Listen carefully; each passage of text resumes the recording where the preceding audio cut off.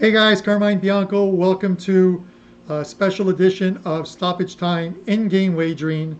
I've got Nick Borrman with me tonight, and we are going to do the MLS game tonight. LA Galaxy, Houston Dynamo. This should be a good one. Tonight are the last couple games of the group stages, so we'll figure out tonight who plays who. Most of the matchups are set, and thanks for joining us tonight, guys. I've got a couple jerseys. I'm going to give away one at halftime, and I will be giving one out in the second half. Nick, how's it going?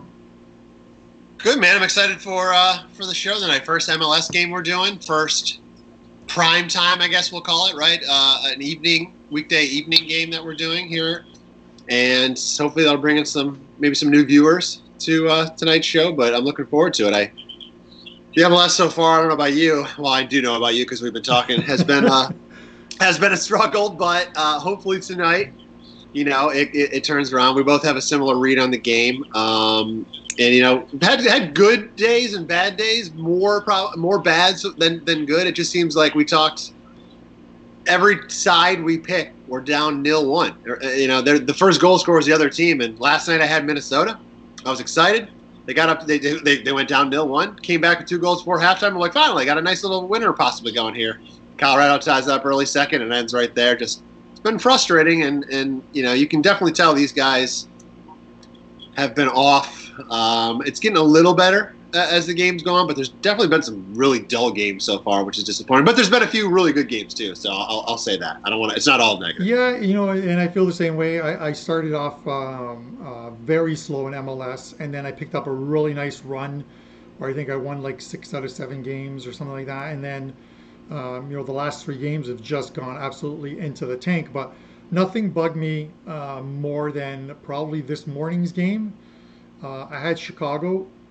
At no time, the game was suspended after 60 minutes, and then there's an automatic 30-minute delay minimum before they can resume play, and it went longer than 30 minutes of delay.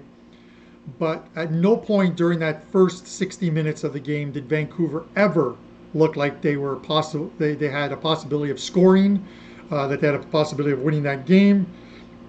And then they come back from the break, and I didn't actually even watch the last 30 minutes of the game because I had a doc's appointment, but I had my phone on alert, and I get the first update, and I'm like, okay, I think Chicago's on the board, and I look and it's like 1-0 Vancouver, and then I see it's 2-0 Vancouver. I'm like, you got to be shitting me! This can't be happening, and it's just frustrating to no end. But 2 games tonight where knock on wood, these should be. I would have preferred the LAFC game as the 8 a.m. game, but I think Fox and ESPN, whoever have these ones, I'm watching it on Fox tonight. I think they've set it up right to have their marquee one a little bit later, especially for the West Coast crew that are going to be watching that game in their prime time, more or less. But welcome, Brian Silverstein. Welcome, Robert. Rob, you're asking about Rodriguez to score. I posted some props on Twitter. Rodriguez was one of them. In this game here, I have Manotas at plus 115 for Houston. I have Rodriguez at plus 250. I think with the suspension of Ellis, even though he's a midfielder that's going to slot up and sort of float in like that 9 position type of thing. So we'll see him in the middle of the field. He has played up front a few games for them. And then obviously from the Galaxy side, I've got Christian Pavon.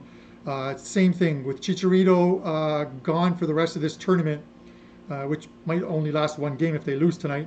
Pavon really goes from that outside to like again from an outside wing to a guy who's going to play and get most of his service in the middle. So he's going to play up the middle for this team, and he's probably got the best chance to score for them. And he's a $1.87. A lot of value here in Pavone with the guy who's most likely to score for them. So those are my 3 prop bets, and then that we have in this game. Nick threw one at me that we took as a pregame wager as well too. We have uh, both teams to score and over 2.5. We're laying 150 on this, but it's one of those ones where I believe we're going to see some goals. You know what I mean? Knock on wood that the weather hasn't gotten bad in Florida.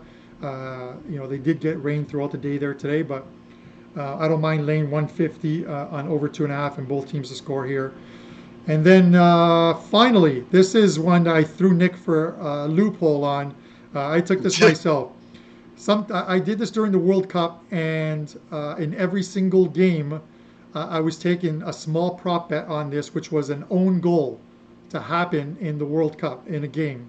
And they were in the World Cup, they were paying you about 14 to 15 to 1 odds on this. And I believe the final count was there was about 16 or 17 own goals in the World Cup, along with one in the World Cup final when Mandzukic, the first goal of the game, France and Croatia, he scored in his own goal off a corner kick, header went off of him and into the net. So this is plus 900. So I figure with so much traffic in the box and set pieces, we'll see if we can catch lightning in a bottle with plus 900. What do you think, Nick? Own goals happen, man. I mean, they happen all the dang time. It always seems like I'm on the wrong side of them. So this is a good way to see if somebody gets one. It doesn't matter who gets it. We're happy. We're cashing. So I like the bet. It's a fun one. It's not something you're putting, a big bankroll on, obviously, because it's not. It's more luck involved than it is handicapping skill. But it's definitely one that happens more often than people think, and it's a fun prop to cheer for. And when that happens, you're like, you always think of an own goal as like a negative thing. Like, the guy just scored his own goal, but it's not always that. It's usually not that blatantly obvious where the guy just kicked the ball into his net. It's a deflection off of, his leg as he's trying to block something or trying to head something the wrong way, and it bounces the wrong way. So it happens more often than you think. So I like it. I think it's fun. All right, awesome. Okay, guys. So before this game starts in about 10 minutes time, I'm going to guess 10 to 13 minutes time. Usually they go off at like 8:08. That gives us enough time for me to, you guys are rolling in here into the show, time to get your prediction in. This prediction, I'm going to give away a couple jerseys, one for the first half, and then I'll do something in the second half. If nobody gets the first half right on what I'm going to ask you guys to do, I will roll both jerseys into the second half. But these are the jerseys, as you can see, the Azzurri jerseys. This is the white. You've also got a chance at the blue. And if you're the winner, you just send me a DM on Twitter, and I'll get all your deets, and I will send the jersey to you. So with that said, here is the task that you guys have. Predict the exact score at halftime and total corner kicks in the halftime. So let's make this easy. If you think it's going to be 2-1 Houston at halftime, I would love that.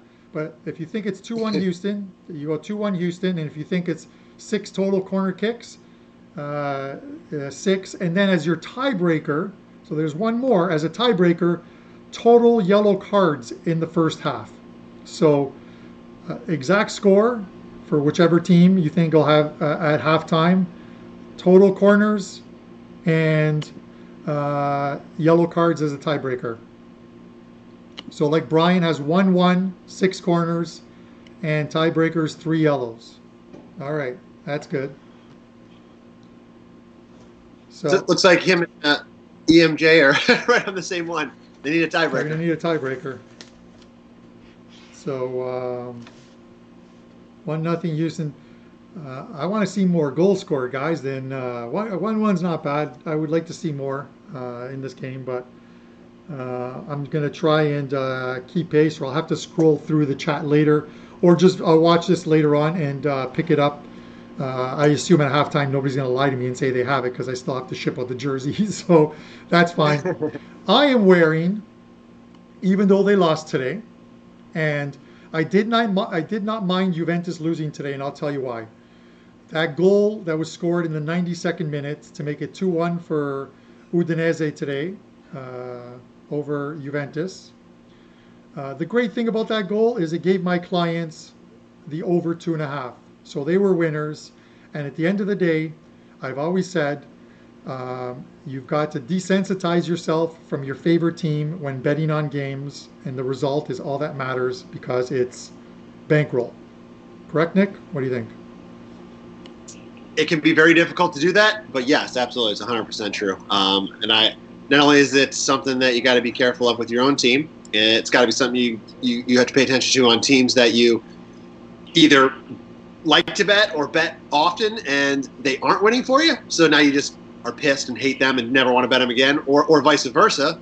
Team that you continue to bet and continues to win, eventually that's going to end, and you got to be careful not to take them too often. So it works on both, your feelings of how you like the team, and for me, it seems to be more often I have to throw away my feelings on teams that I either do well with betting wise or do very poorly against. Those are the ones you always remember. You're like, never bet that team again, right? We always talk about that, but yeah, absolutely. So the jersey that I'm wearing today is the Juventus jersey, but this jersey is not available to be purchased anywhere.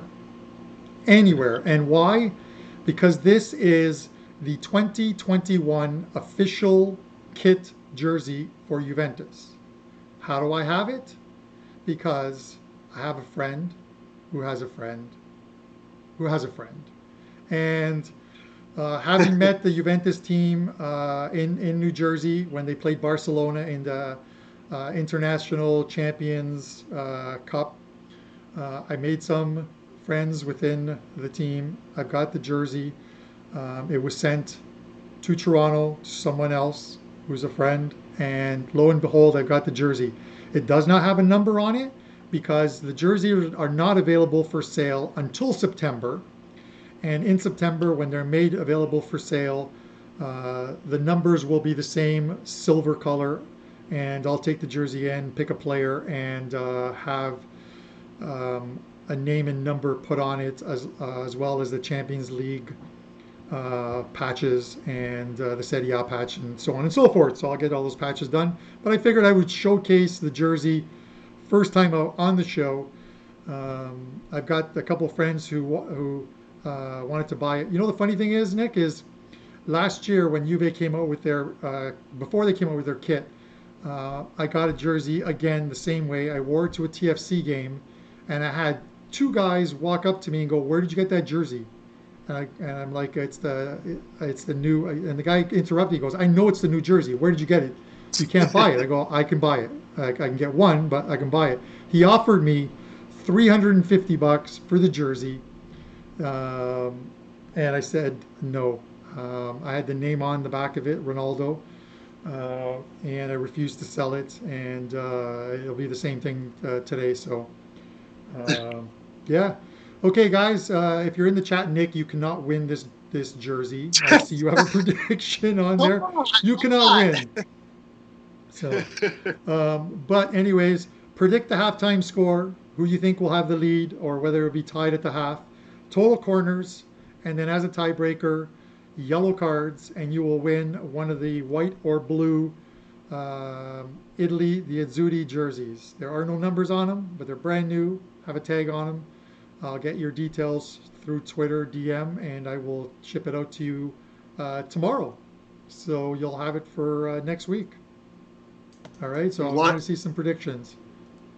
We want to know your source, Carm. Nope. Give us a name. Who is it? Can't be done. Cannot be done. Cannot be done. But so yeah, the starting lineups are out. So Nick and I, we did look over the starting lineups.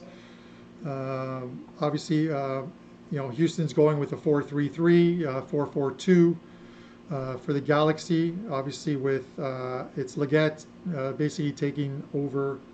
Up front, it's Leggett and Zubac for the Galaxy.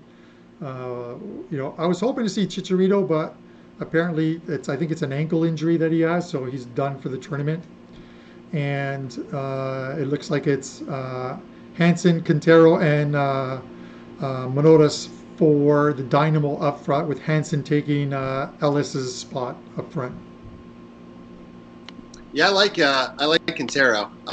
He was last year. I was big with Minnesota, so he was a guy that I was always cheering for. You know, I figured they were going to be a good team to rebound last year. They did. They did very well, and I like them this year. I think they're a good, fun offensive team that moves up and down the field, and he was a guy that I cheered for a lot last year. I actually haven't seen him in action yet this year with Houston, so tonight will be fun to watch. I want to see how he looks with the new team. But yeah, I like Quintero. He's a great player. What else was I going to get to? There was one other thing I wanted to mention about this game, but they completely. We'll talk about, just so you guys know, we will talk about the LAFC Portland game that's on later tonight. We'll talk about that game at a halftime, and then we'll maybe touch on a couple of games tomorrow. But in all honesty, other than Italy's Serie B tomorrow, there's really only one game. It is AC Milan against Nick Borrman's Atalanta side. So we will probably touch on that as well too, just to give you guys some feedback on a couple games while this game is going on as well too.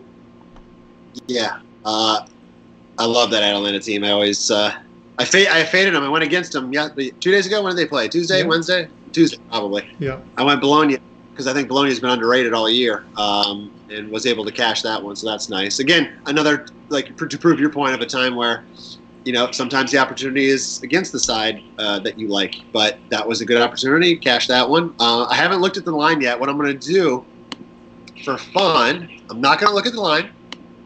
I am going to, and I can do this while we move on the topic, but I'm going to plug it into my little calculator here. All right. And I'm see what it's going to spit out for us, and compare that without knowing the line. Compare that to what the line actually is. See how usually it gets pretty close, but if we see a big difference there, that's usually kind of how I start to look at games. Yeah. So we'll see if there's who's home, Atlanta or AC Milan. Who's the home team? Milan is at home. All right. While you're doing that, Brian, I do follow. Nick and I have been talking about this. As these wind down, I do follow Mexican League, MX, and both, I guess. But I don't spend a lot of time on it while the other leagues are running. But as these wind down, I will switch my focus there. I just didn't want to put plays out in those leagues without doing the proper homework on them. So I will get to those. Probably in 2 weeks' time. I know Nick does Brazil, right, Nick? Yes, I did really well with Brazil last year. Serie A, that starts in 2 weeks. And yeah, as you mentioned, Mexico starting this weekend. So yeah, at least we'll have some other leagues that are kicking into action. Did you answer? G Sports asked about how to win the jersey. So I don't know if there's anybody else that jumped on recently and missed. We have a jersey up for grabs. Carm showed those a little bit ago. And it's just predict the halftime score and the total number of corners. And then as a tiebreaker, this will only come into play if somebody predicts both of those. More than one person predicts both of those, right? We'll use number of cards as the tiebreaker. So G Sports, if you're still there, that answers the question. Everybody else that just logged in, try to go ahead and predict that halftime score. Apparently, Carm won't let me win. I threw in my prediction, but I actually like your prediction. I actually like the 2-0 Houston. I almost feel like I should bet that halftime correct score. Find me the odds on it. And we're gamblers, right? And, let's see. But if that score can't come in, I'm all for Super Bowl ads. Nice name there, buddy. Houston 2-1 halftime, 4 corners, 2 yellows. I actually like that one. The LA Galaxy goal probably comes on an own goal, which is perfect for us, Nick. Yeah, true. So we'll call. So those prop bets, as I stated, guys, just before this game kicks off in about a minute's time, the prop bets is we have for Houston, Manotas to score plus 115, Jose Rodriguez, he's also called Memo Rodriguez, plus 250, Christian Pavone at plus 187.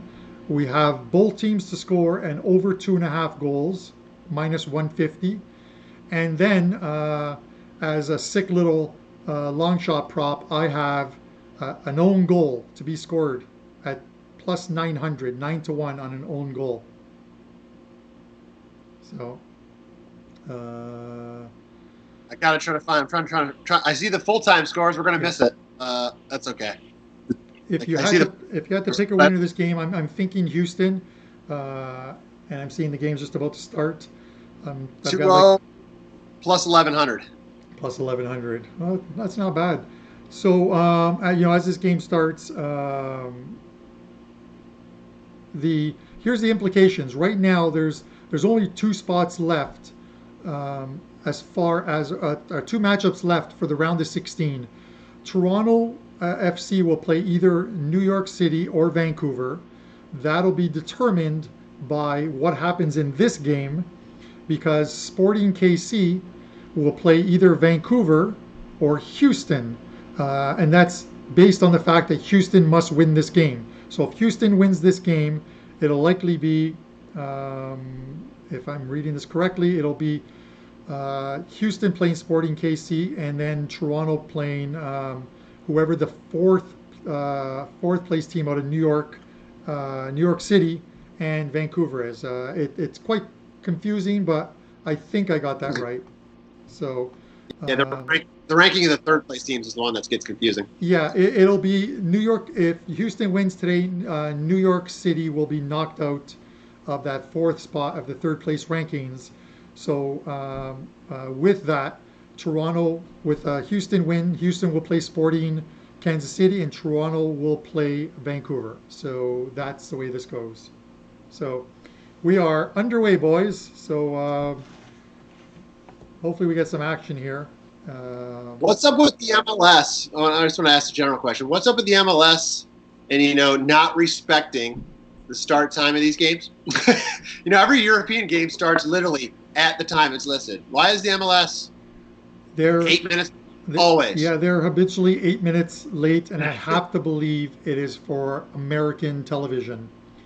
That we're always late to the party. Well, no, I have to believe that there's the commercials right at the top of the hour where they go to. So they literally tell them there's no anthems or anything. So there's the 30 seconds at the beginning of the game for the players if they want to take a knee or not, and then they go straight to the game. So it's definitely it's commercial based. You have it's ESPN. This one's on Fox Sports 1. I'm not sure where you're watching, Nick. I'm watching it on Fox Sports 1 tonight. So yeah, I got it, and I'm just trying to see what my delay is to the actual game delay. So the game, the live betting is at the 2:50 mark, and mine is 30 seconds behind. So, and before I go to Nick, just to explain to you guys again, we're watching this almost in real time. The betting lines we're watching in real time. So, we might, and then it's broadcast over Skype, which is about a 30-second delay. So there's probably a good 45-second delay from when we see the goal to when you hear us sort of celebrate and talk about the betting lines. So just take that in mind, the delay that we have with Skype. What we need to do is, if you see a goal happen, put it in the chat, and we'll know it's coming. Well, don't tell us. once I see the betting odds pop off the off the screen there, I'll know what's coming. But yeah, the first corner of the game coming up for the Galaxy. This would be a great time for an own goal.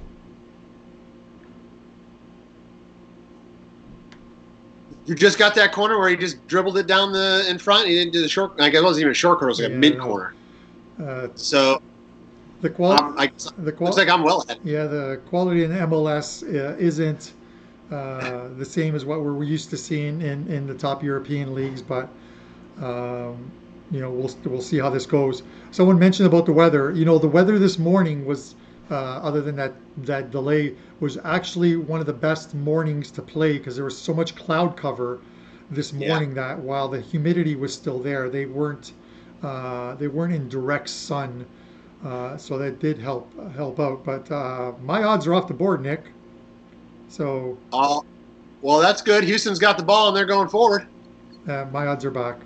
So Okay. I'm not sure if this is an MLS thing where these odds disappear a lot, or they're based on sometimes on what you call it on yellows and such. But this is one of those ones. Aaron D. He's not a fan of MLS. There's nothing. There's nothing we can do. It's the league that we have here. Hopefully it gets better. We can listen. I'll be blunt. MLS, everybody knows it's not one of the top leagues out there, but I will say that they've done a good job. Oh, Houston almost knocked it in there. They're getting better. They're definitely getting way more attention. They're expanding the teams. That only means more money, and money dictates everything, right? So the more money the league brings in, the more money they can spend on players. Now they have rules with, designated players, number of foreign players, that kind of stuff.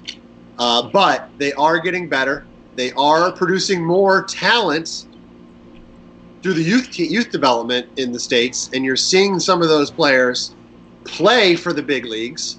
Right now those big leagues are cherry picking and taking some of the best talent, but it is good to see that. We're a ways off, but 5 years, 10 years from now, it'll never be the Premier League. No. But I wonder, how much better the league can get and how many more young players will start to stay in the league, because that's what's happening right now. The best young Americans are getting picked, and rightfully so. They should be going to the European leagues. That's where the money is. That's where the the viewership is. So they should be, but maybe that starts to change over time. So long story short, they're getting better. Yeah, no. And Dana asks in the chat why the MLS tournament has been so tough to cap. It has. It seriously has. A slow start for some of the teams in their first game. The 9 a.m. games. Fitness-wise, I don't think the 9 a.m. games are. It's not that these guys are half asleep when they're playing these games, because a lot of these teams practice in the mornings. So I've gone to, as a season ticket holder and someone who follows and reports on TFC, I've gone to their morning workouts in Toronto. And these guys are out there on the field at like 8 a.m. Going at it. So that's not the problem. The heat in the morning and the humidity, definitely a problem for those guys. Yep. But we've seen, once we hit like match day 2, match day 3 for some of these teams playing their second and third games, I think some of them have come a little truer to form of how they played during the season. The one team that's probably played their best all 3 games has been Columbus. I really like this. I really like this Columbus team. I love the way they're playing. They play out from the back. They build throughout, and their midfield's playing great. The midfield supports the forwards, and then track back and shadow the center backs, and give them a lot of help. And they've been tough. Have they even been scored on? I don't even think they've been scored on yet in this tournament. They're 3 clean sheets. Yeah, I agree. I like Columbus. They've looked very good so far. Knockout games, anything can happen in one 90-minute game, but they do look like the best team so far. So I wasn't high on them coming into the tournament, but they're certainly somebody that has impressed so far. Brian asked in the chat about if we had to take a side, who were we going to take? And this was one Carmine and I talked about where we wanted to see a little bit of in-game action before we decided on either side. I pre-match have a slight inkling or slight lean towards the Houston side, but not enough to make it a wager. I wanted to kind of see a few minutes of action, see what was going, see where the pressure was, and then maybe decide if we think the price is right to take one of the sides. But on that same note, this morning we talked about that game earlier, Carm, but we were both on Chicago, and they were the right side for the first 60 minutes until the weather delay. They controlled the game. They had like 15 shots. I think Vancouver had 1 maybe at the time. Yeah. They were just – it was just a matter of time. But honestly, then there was a weather delay. I think it was around the 60-minute mark, if I'm not mistaken, somewhere on that number. And when that happened, the first thing I thought was, I hope this game gets canceled. I hope it doesn't come back. Because I was just so excited about how they were playing, and it felt like it was only a matter of time for them to score. But as soon as you take a break like that, it kills all the momentum. And it was so frustrating. They came back on the field. Vancouver scores first and then scores, I don't know, 5 minutes later. And I'm just like kicking myself going, just our luck. I feel like there's no way that score would have happened had that game just been played all the way through. So you never know in live betting, even when that's the beauty of soccer, even when one team's dominating, a goal can be a bit of luck a lot of times, and a bounce can go one way, sideways, wrong ways, whatever you want to call it, and the team that is completely against the run of the game scores, and you gotta shake your head and know to get past it, and it happens. But anyway, I wanted to see a little bit of action before I decided which side to go with, and I kind of leaned a little bit towards the Houston side. Yeah, and it's one of the toughest things, because when you're handicapping these games, and you're looking at especially in a game in which there's a total, you're at the mercy of, if you have the over, you're at the mercy of that first goal. Sometimes that first goal opens up a game. I'll look at the two Italian Serie A games today. In the first game, I had the over in the Juventus Udinese game, and I didn't watch the first half because I was out, but I was, I not streaming it, but I could see what was going on a statistics site and on Bet365. And then they get a goal, Delit, in the 44th minute. And that just opens up the game, because it opens up what the other team has to do with Udinese. And, they scored quickly out of the gate in the second half, 1-1 on a fantastic header. That one I did see. And it sets you going. If not for that first goal, that game likely ends 1-0, because the second half is played completely different. The Lazio game, similar game. A very late goal, I think the 44th minute again. And then we had two goals in the second half, and that game finishes 2-1. That one lands on the total. So it's one of those things where, much like this game here, you're at the mercy of the first goal. But I think once we see the first goal, it really gets this game going, and especially so if it's the LA Galaxy. If the Galaxy score the first goal, Houston's back line, they're just gonna play the game so much farther up the field. Yeah, agreed. I've caught myself a couple times when looking at these last round, this third game for everybody, where usually in these World Cup style formats, right, or any sort of competitional format like this, once a team, it's kind of like, all right, the third game, LA Galaxy, draw. Houston is actually, they're going to be short, aren't they? If Houston draws, they won't even make the third place ranking, I don't believe. No, they need a win only. Yeah, either team needs a win, right? So obviously, the quick reaction is, okay, if a team's up, the other team's gonna start pressing the back line, gonna start pushing forward because they want a goal. They have to, there's basically nothing to lose, right, except the game, and it doesn't matter. But one thing I kept reminding myself, and I forgot a few times, is wait a minute, these games actually matter for the regular season. So, I only say that because if this game in particular is 1-1, while that doesn't help either team advance in the tournament, 1-1's still a point in the regular season. So I was a little like, everything in my body said 1-1, both teams are going to keep going. They're going to keep going. They're going to keep going. But then at the same time, I'm like, well, maybe they're okay with at least a point. Yeah, they're out of the tournament. Is that the worst thing in the world? I don't know. I feel like they're going to go for the tournament and try to make the knockout stage. Nobody wants to lose and go home early or draw and go home early. But I did remind myself a few times, because there were other situations where it didn't necessarily matter. The two teams near the top, for example, the top two teams that no matter what the result of the game we're playing, that's where I had to remind myself, going, all right, they don't really care. There's no need to press. They don't need to win any games. They don't need to do anything.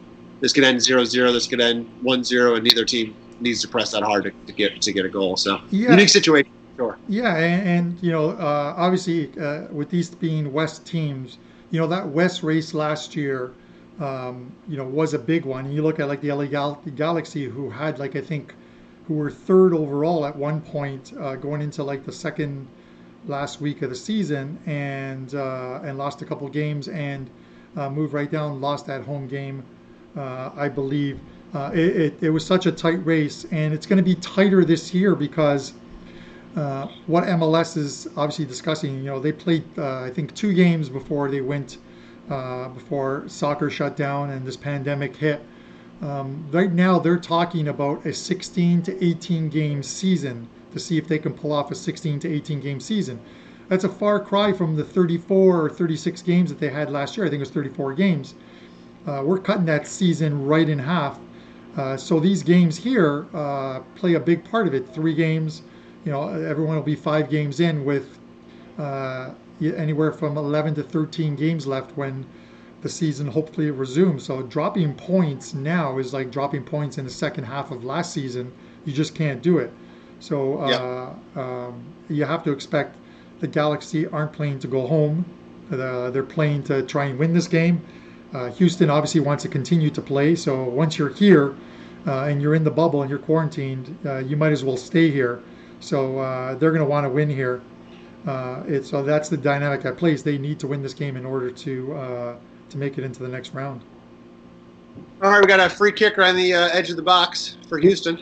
This is be a great place for who will take this, either Manotas or I'm good with Rodriguez taking this. Yeah, we got a lot of the goal score opportunities, right? The current betting odds right now are Houston plus 130, the Galaxy are plus 175, and the draws plus 275. I can't say right now that I have a feel for who's going to win this game because it just seems like they've kind of gone back and forth. No real, no team has sort of a real advantage to how the game is being played right now. So, well, the live number, or the number before the game was pretty close. I mean, it was a pick'em line, and the money was slightly towards Houston. But the way the numbers you just told me right now tells me we got a goal. Might be this free kick tells me that money was going to Houston because they were at that line you told me was a minus a quarter of a goal. We're 1-0 Houston. So if you guys in the chat who got your plays in before this game started, he froze the goalie. Yeah, that was sick. So that free kick was perfect. I don't know. You're obviously right behind me. Yeah, no, I'm ahead of you. I was announcing. Oh, you are? Yeah, I was announcing the goal was scored. I switched over to a different feed. I switched over to the Sportsnet feed that is FS1, and it's about 15 to 20 seconds ahead. I don't think he moved. He didn't move. He stutter stepped the wrong way. Yeah. And then he didn't. Well, we got our opening goal, boys. That's perfect. All right, Carm. Quintero. So that was Quintero, and you said you like Quintero. Yep, like Quintero. Houston 2-0. I want that jersey. Let's go. All right, Houston 2-0. All right. Aaron, I can't bring any other people up to Canada. Our borders are currently closed by land or sea. You can only fly into the country, apparently, and that's only if you have family here or are from Toronto. But hopefully you guys are staying safe south of the border. That's the important thing right now. This life-wise, this absolutely sucks. There's no other word to describe it. But baseball returned tonight. I saw the Yankees were playing Washington. I saw it was like 2-1 in the first inning, and then I had to switch over games. And then hockey starts. Hockey's around the corner. Basketball is around the corner. So if nothing else, some sports gives us a little sense of normalcy. So hopefully that's good for you guys, but I know everyone's kind of itching to get out and sort of enjoy life again. Speaking of that baseball game, I have Stanton on my fantasy team, and he hit that 2-run bomb in the first. So that was sweet. It was a good way to start the baseball season for me. Yeah. No money in the game, but fantasy is just as much fun for me as betting on a game. So I was thrilled with that. I'm just looking at some stats right now. There's only been 1 corner kick so far in this game.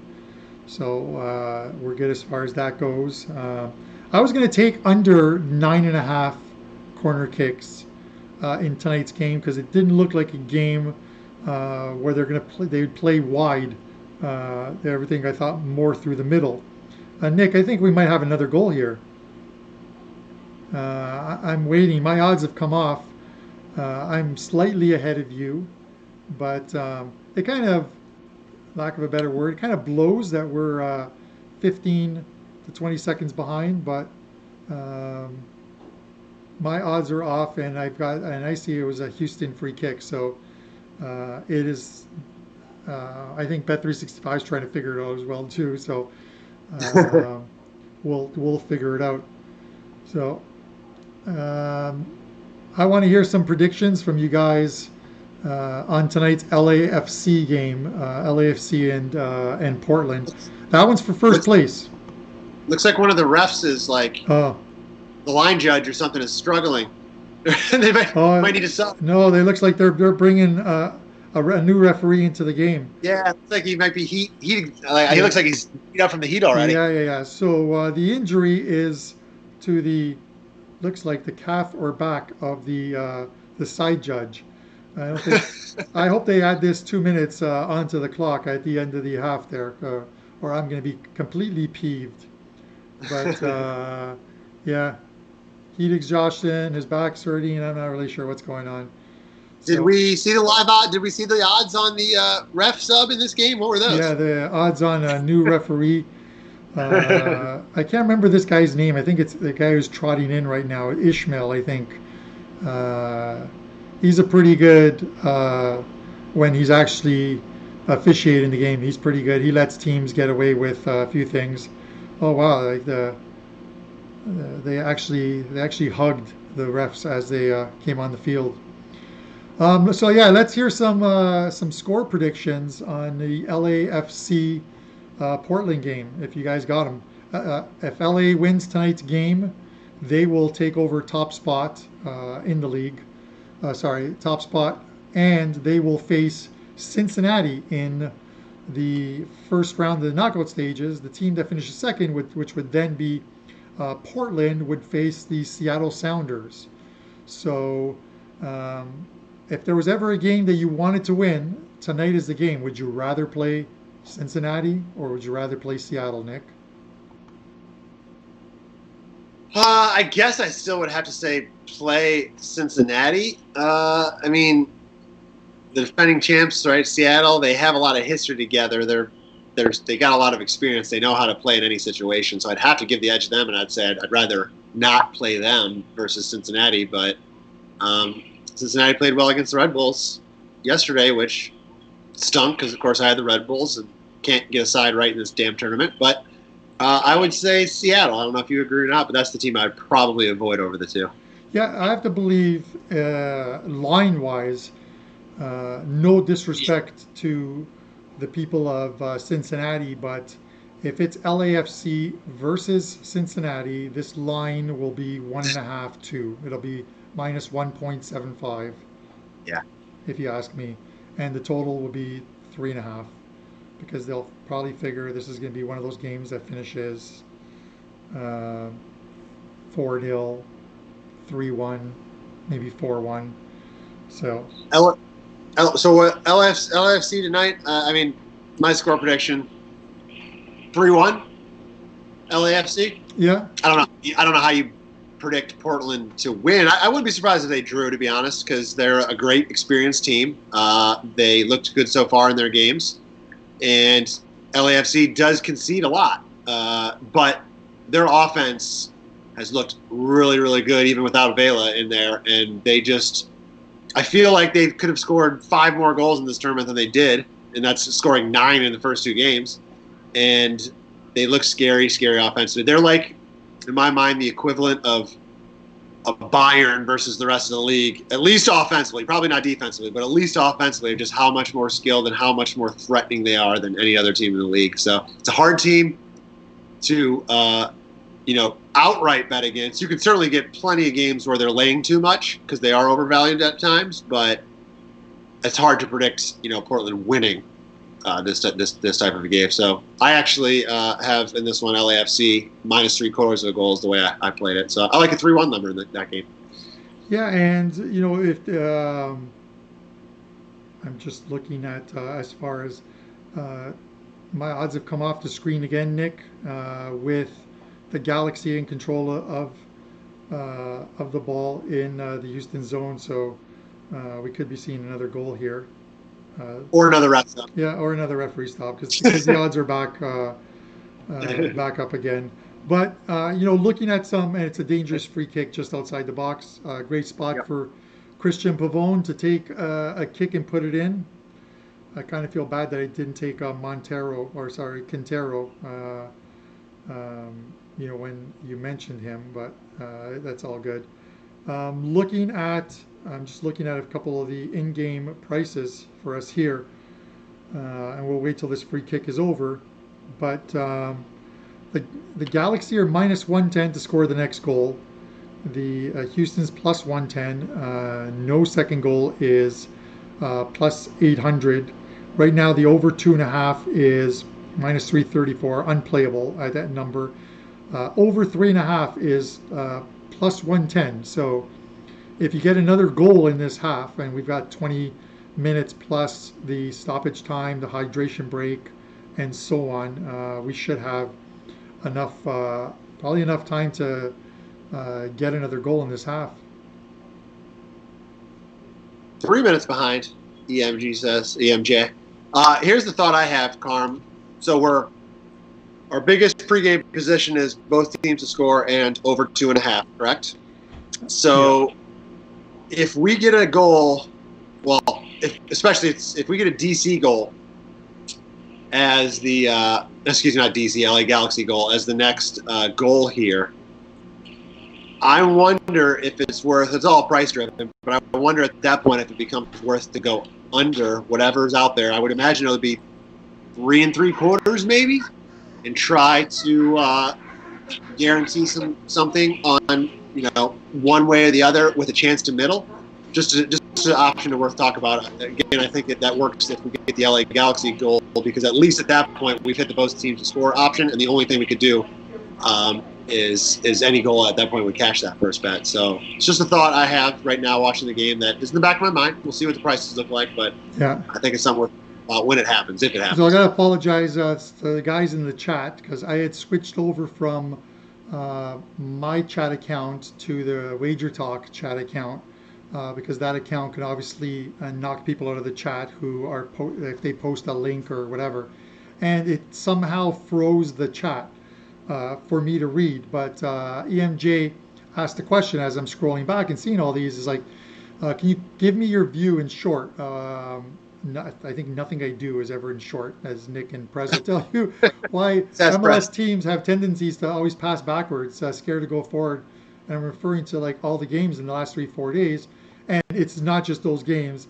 I see it during the regular season. It's probably one of the it's probably one of the most frustrating things. And I think a lot sometimes has to do with, and again, I don't mean to slight the MLS, but it's the lack of quality that teams have throughout their whole 11.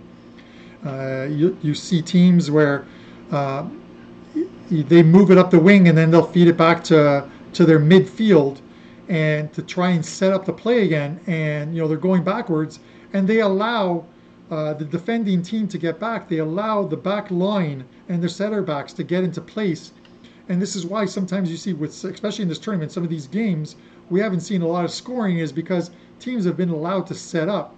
You didn't see that in the LA Galaxy LAFC game. They played on the front foot the whole game. Quite possibly one of the best games to watch if you liked goals. But if you liked, I'm not going to call it high-class soccer. It's not European soccer by any means, but it's the best. It was the best game by far in this tournament, I have to believe. But it's very frustrating to watch. It's great if you have the under when you see teams playing like that. If you have the over, not as great. Just the sort of how they play this. So it's pretty bad in that sense. The teams with the good midfields will try and set it up. You don't see a lot of teams play from the back out in this league, unfortunately. Mediocre defense usually trumps mediocre offense. So when you got all the defense set up, it's hard to break them down when you don't have great playmakers in the ball. So you gotta kind of get the ball back, as you said, set up play, try to get something moving and the ball moving in the direction they want before they can really attack. But if everybody's already set on defense and you got the ball kind of, in that kind of mid-range area, it's hard. I always see just the offense struggling to get any creativity, get anything past these mediocre. Both sides I call mediocre. I think that's kind of a lot to do with it, which is what you said, but that's the short version. I see a stoppage in play. I'm not really sure why. The refs, probably a foul. Whenever I see the ref go to the ball, I always think it's a penalty, but when the odds haven't come off the board, I know that nothing's going on, so everything's still in play. But yeah, speaking of corners, we've got 4 corners so far. Some of the predictions are looking good. I think, Nick, you're really hoping for another Houston goal here, right?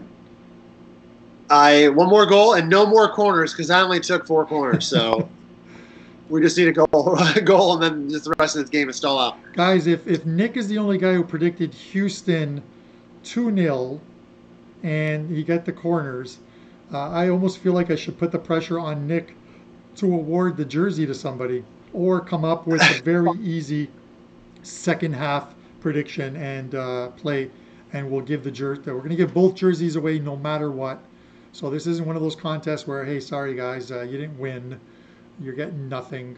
So and I'm keeping the jerseys. And I'm keeping the jerseys because I still have about another 10 to 12 jerseys that I'll give away to you guys. So don't worry about it. G Sports, yes, bad spacing. Another great way to say that they can't break down these defenses. So absolutely correct. And Brian talks about the Quakes. The Quakes look good. I like the Quakes. They're fun. Of the offensive-minded teams in the league, they are one of them, and they look good, and they're a fun team to get behind. I don't think they get enough respect, honestly, on the odds mark. On the betting market right now, anyway. That'll change if they continue to play like they have been. But they're a team that I like, and they're fun to watch. They look good in the first 2 games. Yeah, I don't know how they didn't score in that Seattle game, right? It ended 0-0, but I mean they had a ton of chances. So again, I think they're a team to look out for in this tournament. Yeah, you have to look at it. They've picked up 7 points so far. That's great for not only this tournament and locking up first top spot, but what is probably at the end of the day, more importantly, they've picked up 7 points for the West Conference standings, and at the end of the day, that's the biggest thing. Not the tournament. This tournament is a trophy that doesn't really mean much. You'll never see another tournament like this, God forbid. So it's something that we'll never have to worry about. But I'll tell you what, got to give credit to their coaching staff. When I first watched them last year, early on in the season, and I watched this system that Almeida had set up for San Jose, and this man-to-man press. They struggled early on. I think last year they lost their first. I think they were winless their first 5 or 6 games. Not really sure of their exact record, but they really struggled. And it's a thing that you have to teach the team your system. This is the same thing that Montreal is going to go through. We're on a hydration break, I guess. It's the same thing that Montreal is going to go through with Thierry Henry as the manager.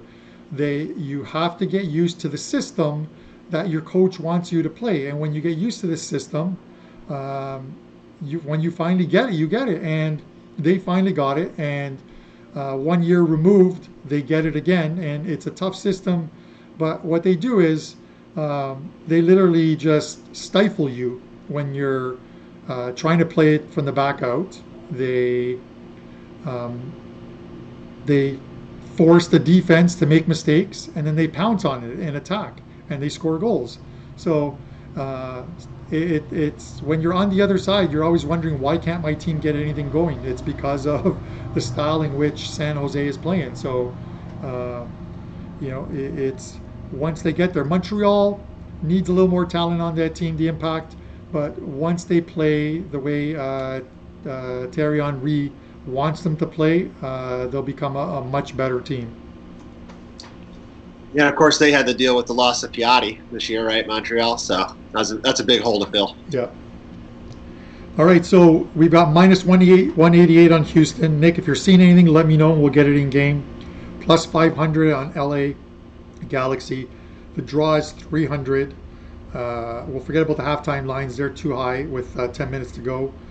To score the first goal, Galaxy. To score the next goal, Galaxy even money. Houston 110, no goal, plus 600. If you like the over 2.5, it's at minus 200 right now. If you think there's a couple of goals still in this game, then that might be something you want to play. We got corner number 5 for the Galaxy. Oh, that means I'm screwed. Abel has 2-0 Houston, and he has 5 corners. I only took 4, so if it happens, Abel's going to be the winner at 2-0. I hope it. He'll be. I hope Abel gets it, and the goal scorer is either Manolas, Rodriguez, or an own goal.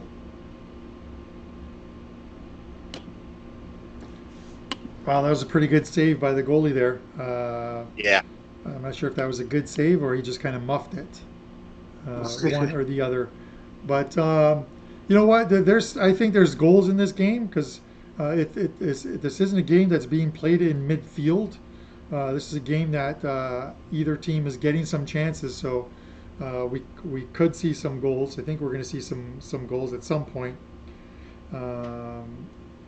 Listen, the 2.5 line is still minus 200, so you know the money would indicate that's the answer anyway. Yeah, I believe so.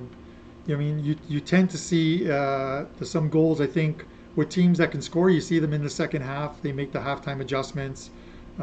They're obviously there's a bit of a temperature drop. They're coming back from a 15-minute break, so they're a little fresh and just get on that front foot and score some goals. So it's something that starting the second half, I'll probably look at what the odds are for a goal in the first 10 minutes of the second half and play that.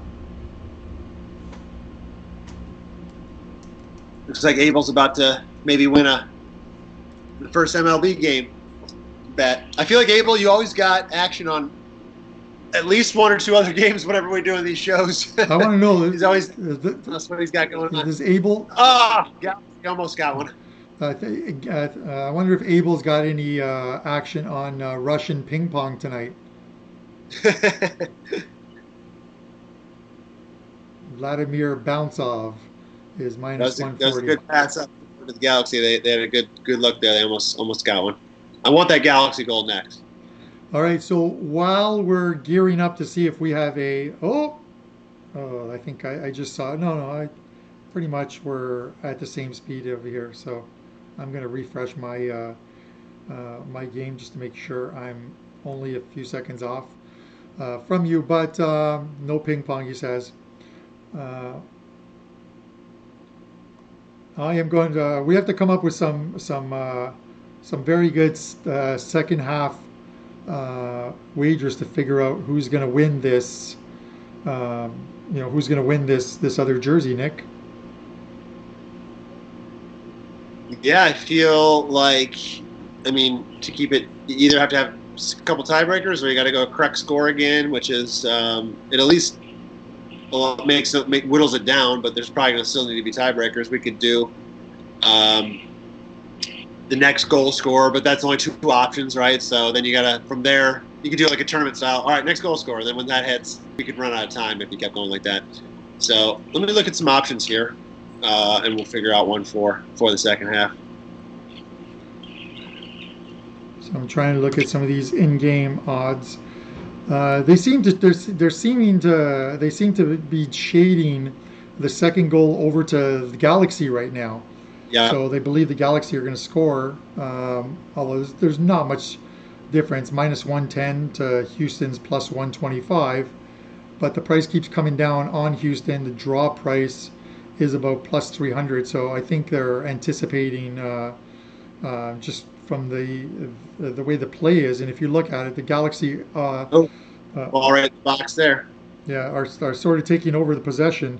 Yeah. In this game, so the number does keep coming down on Houston, which is not something you see often from a team leading as the game goes on. So Abel says, what do I need to do to get that jersey if I win? I assume you have a Twitter account. If you do have a Twitter account and you're following me, just send me a message on Twitter and a private message, and I will get an address where I can send you the jersey, and it'll be out tomorrow morning and on its Wait a way minute. over to you. Should we sign it for him? Or no, that'll just devalue the jersey, right? Nobody wants that. Yeah. Yeah. The jersey will be signed by Buffon. It'll be me signing Buffon's name on it. So, I've got a bottle of Gigi Buffon's wine. He has his own wine brand in Italy. They don't sell it in the U.S. or Canada, but I got married a couple years ago, and I held the wedding at Atlantis in the Bahamas. And the maid of honor traveled from Italy to Italy to Montreal to Toronto to Florida to Bahamas. Quite the way to go. But she brought me a bottle of Buffon's wine that I wanted, and it's sitting here. And I've been saving it for when Juventus wins the Champions League. But I'm thinking I might as well drink it soon, or else this thing might turn to vinegar, because that's not going to happen. It's not going to happen this year, I can tell you that much. Not the way they're playing, and not the way Bayern Munich and Man City look, or Real Madrid for that matter, if Real Madrid can somehow overturn that 2-1 second leg at the Etihad. So Abel does not have Twitter. I have an Instagram account. Okay, so if you have an Instagram account, are you following the WagerTalk Instagram account? If you are, send a message to them on that account, and they will get. I'll let them know that someone's going to send them the message. Hopefully, 10 people don't send the message, and just include your prediction. Just say you won the jersey, and they'll get it to me, and I'll get it over to you. It's funny when we talk about signatures and jerseys. I have a WagerTalk, Nick. I have a WagerTalk like a hockey jersey that Prez had made up, and I wore it to the World Series of Poker when I was playing in one of the events. And I actually got poker players to sign the jersey. I've got like Doyle Brunson, I've got like Phil Ivey, I've got like Daniel Negreanu, because I'm a poker nut when it comes to that stuff. So I've got a bit of those, or a few of those. Those are good names. Phil Ivey came to the golf course. I don't know how long ago now, 5 or 6 years ago. It's a cool dude. He was real down to earth. He wanted to chat with everybody, and he liked to flaunt his cash just as much, though, at the same time. So, but he was a cool dude. The one time I was able to interact with him, I always liked watching him when the World Series of Poker first started getting big. I think that was like 2000 when Moneymaker, I think, was the guy that won that first $1 million pot or whatever, and or the one that became nationally televised a lot anyway. So he was always a guy I liked to watch, Phil Ivey, and he was a cool guy to meet. Yeah, when I used to play a lot more poker, before I started, many years ago, when I was in my mid-30s, I traveled a lot playing poker, whether it was the East Coast to Atlantic City to play in the World Series of Poker circuit events, to Vegas for the events. I made at a circuit event. It was a TV table because they were recording it. I don't know where they ended up watching it and stuff. And my brother, I'd taken him on this trip. It was his birthday, so I took him on this trip. And I'm on the TV table, and we're on the bubble, and he's in the stands. And there's a guy at our table that has like maybe 3 or 4 big blinds left. He's blinded out. He's trying to hold on for one more person to bust out. And the whole table is just playing. They're just folding. So every hand, didn't matter what cards I had, I'm just like raise, raise, raise, and everyone's folding. And my brother starts cheering for the other guy. I'm like, dude, He's like, yeah, but he seems like a nice guy. I want him to make the money. I'm like, no, I'm your brother. I brought you here. I'm going to make the money, right? So the bubble burst. The guy made it into the money. He busted out two hands later to me. Uh, I ended up making a deep run in that tournament, cashing obviously, but not not making final table money. So it kind of sucked. I don't know if your feelings the same here, but ever since that Houston goal, and I don't even know if Houston was better before that goal. They scored their goal from the set piece. All the play on the field right now is 80% Galaxy. I feel like that's the team we should be looking at here come halftime. I don't know what the line will be when we get to the break officially. We'll wait it out a couple more minutes, but I like the Galaxy. I wonder what the price would be on them at plus a half a goal. Yeah. Double chance for the game. I think they're the side right now anyway that looks like. Yeah, like right now the Asian handicap, Nick, is the Galaxy are minus a quarter goal even money. From this point on. From this point on. Yep, okay. And the total, if I'm going to take a shot on the second half total, figuring that the Galaxy might score next, that right now is 2.5 minus 175 is the over. I'd rather wait until halftime or a couple minutes after because that line will probably drop to like 140-ish. I'd rather get it much lower if I'm going to go that way. Okay.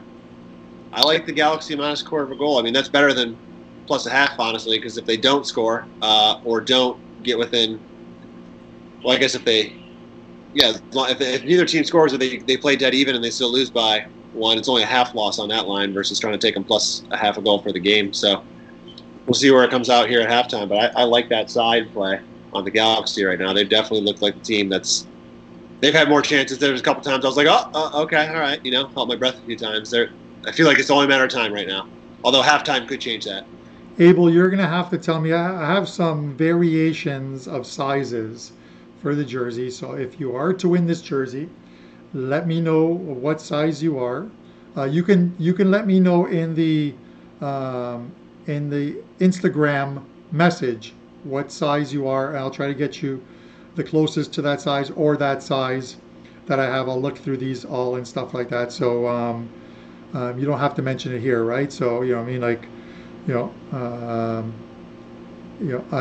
don't want guys jumping on you if you punch in like 4XL or something like that. So I'm in a soccer jersey. I'm double XL. Right now, I'm going back up the chat because 1-0 is the score, and I see two people, Johnny Hernandez and Jeffrey Rodriguez, 1-0 Houston. I don't know if they're still in the chat, but those are the guys right now that look like are battling for this because I think we're going to halftime at this score. I don't think we're going to get that second goal, at least not from Houston, it doesn't seem like. Yeah, I'm trying to scroll through to see the scores. I see Houston. Jeffrey, 5 corners, 1 yellow. Wow, he's got the 1 yellow there too. He's got 6 corners. So it's just a matter of the corners. Which yeah. We are at 5. Yeah, no, there's a Jeffrey Rodriguez who had 1-0 Houston, 5 corners, 1 yellow. You're looking at Hernandez. Well, we got the yellow, and it is 5 corners. That might be a perfect prediction right there. So, and then what did Abel have? He had 2-0 Houston. He had my number. Oh, he had 2-0. Oh, yeah. Okay. Yeah, we were trying to up each other for that win.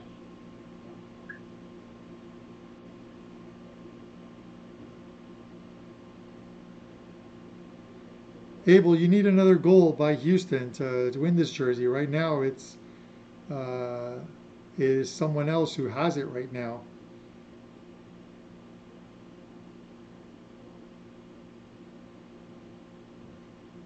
Christian Pavone. This guy's got to score sooner or later.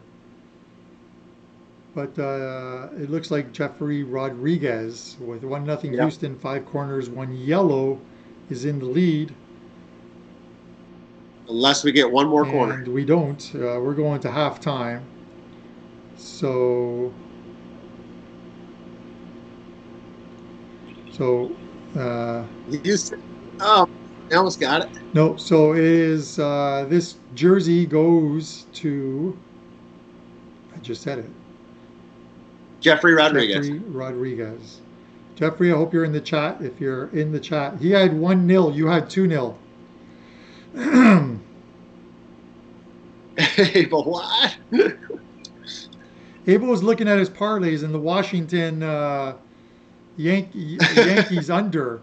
That I think he thought maybe there's a smudge on his screen and he thought it was like Houston 2-0. So he had a good chance. Abel, you had a great chance right there. That breakaway by Houston right at the end of the half. They should have done better, but that's the MLS for you. All right, we got to make the second one a little easier. So well, let's see what we can figure out here as far as how do we make this one easier, Nick?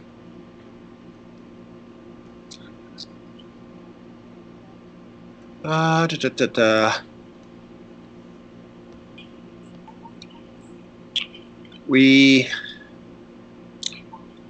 don't know if it can be too easy. Otherwise, all right. How's this? A lot of people, same thing. We got to keep the score line going. So how's this? Yep. The correct final score, and Jeffrey Rodriguez is there. There it is. Congrats, Jeff. Jeffrey. Congratulations. Okay, we will do this. The correct final score. We're just going to keep it the same way. Best way to do it. Correct final score. I'm going to throw a loop into this. The total corner kicks, and then the final one. This is the tiebreaker.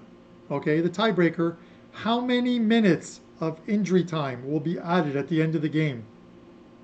There you go. So, the correct final score. So tell me who's going to win. Final score, of course. Total corners, they're at 5 right now. And the number of minutes of extra time, which usually are anywhere between 4 and 7. Fire away, boys.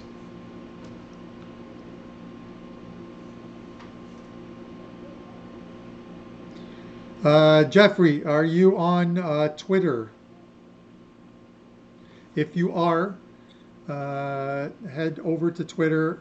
Go to, if you're not following me, if you are, you can send me a DM, or if it doesn't allow you to send me one, just tweet at me to follow you, and then I will follow you. And just tweet at me, I will follow you, and then you can send me a DM at that point, and I'll get that jersey to you. All right, we got some scores coming in. Terrell McKay, 1-1, 10 corners, 5 minutes. That looks pretty good. I'd like to see maybe another goal in there. James O'Rourke, I like 3-1 Houston, my man. 10 corners, 5 minutes, because that'll probably help out a bunch of our little props and stuff here. Wait, you skipped right over mine. No, James is ahead of you. G Sports, 1-0 Houston, 9 corners, 5 minutes injury time. Some guy, Nick Borrman, 3-2 Galaxy, 12 corners, 7 minutes. I went crazy. I want the big payout. Abel, we need a prediction from you. This chat wouldn't be the same without one. AYO Faisal, 2-1 Houston, 12 corners, 5 minutes, extra time. Jeffrey, you can win another jersey. This is like one of those lotteries where your ticket goes back in the drum, my friend. So make another prediction. All right. No, hang on a second. I got to start interrupting. Hang on. What's that? We got to get some action in here. At least if we're going to, we got to look at that side. I don't know if you have any feeling on the side. I'm seeing double chance LA Galaxy plus 120. Yeah. All right. Shall we take that? Or the Asian line minus a quarter at pretty much even money, just over like plus 102. I don't know if you feel the same. You can certainly disagree. I feel like the Galaxy have been the better side. They feel like the next team to score, and they feel like they should get some points from this game. But crazier things can happen. Yeah. I personally think a little bit of value lies in the Galaxy here in the second half. Okay. Any thoughts from you? Yeah. First, EMJ, it's the final result. So not second half, but the actual final score, taking into consideration the 1-0 halftime lead by the Dynasty. We can get 125 right now on double result on the LA Galaxy, Nick. So it hasn't been a dominating performance by any stretch of the imagination by Houston. I'm looking at the game stats right now. Galaxy 63% possession to obviously 37, 7 attempts on goal, 3 shots to 8 and 4. So that's pretty even for these sides. But one fantastic free kick is where the scoreline is at. It was Houston got most of those chances before that goal, and then since then it's been the Galaxy. That's kind of why I was leaning towards the Galaxy side. All right, so let's go Galaxy. Well, let's talk about it. We could go plus 125, or we could go half risk and take the quarter goal line. Where that way, if they still lose by 1, we're only losing half our wager. All right, we're in. So that is now in. Galaxy minus a quarter. On and plus 102.5 on the Asian split line. So that's a pick'em minus a half. Obviously, if they outscore Houston in the second half, we win the full wager. If neither team scores or they score the same amount of goals in the second half, we'll lose half of that wager and push half of that wager. And we'll look for some stuff in game. The over 2.5 is minus 163. So I don't want to look at that right now because it's not, there's not enough value there. It's got to drop a bit. Times, I'm going to look at the times because I feel like if we see a goal, there might be a goal in the, here we go. So,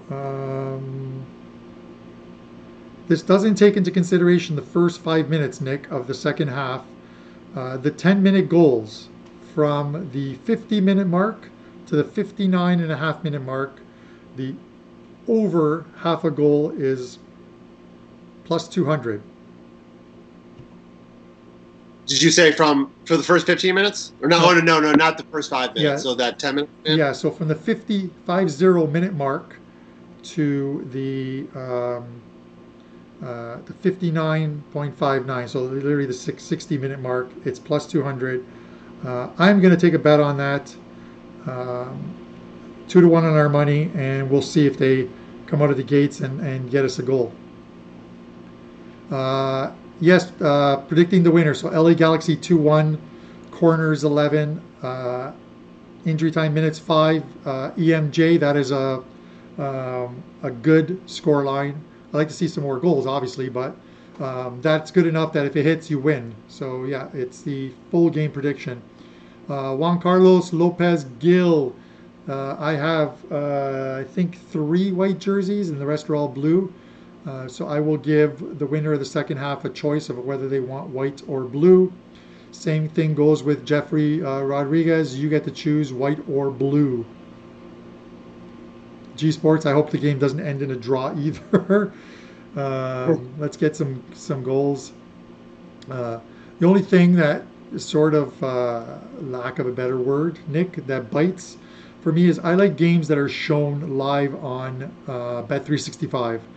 And the reason for that is we're seeing the game, we're watching it in as close to real time as possible. They're like maybe 10 seconds behind, which is even better than what they have on TV. So it's great to see it because when you see the odds disappear, you can see where the ball is and literally see if there's something going on as far as the play. I had somebody just messaged me on Twitter about, are they able to watch this on Periscope, do you know? Or is that not till afterwards? It's not live there, right? So they can't watch it on Periscope? Yeah, no, you know? I think all, when Prez does it, I believe it's on Periscope as well too. But I believe, I'm not actually even sure. The Restream that we use, that our software is hooked up to something called Restream, which streams it to, I think, Facebook, and it streams it to YouTube, and it's supposed to be Periscope as well. As far as whether it's on any of those, I'm kind of looking right now, and I didn't get a notification. I usually get a notification from the WagerTalk account that something is streaming, and I haven't gotten that. So I'm going to venture to say no, unfortunately. Yankee game's delayed. What's going on there? Rain, or did Billy Martin get thrown out?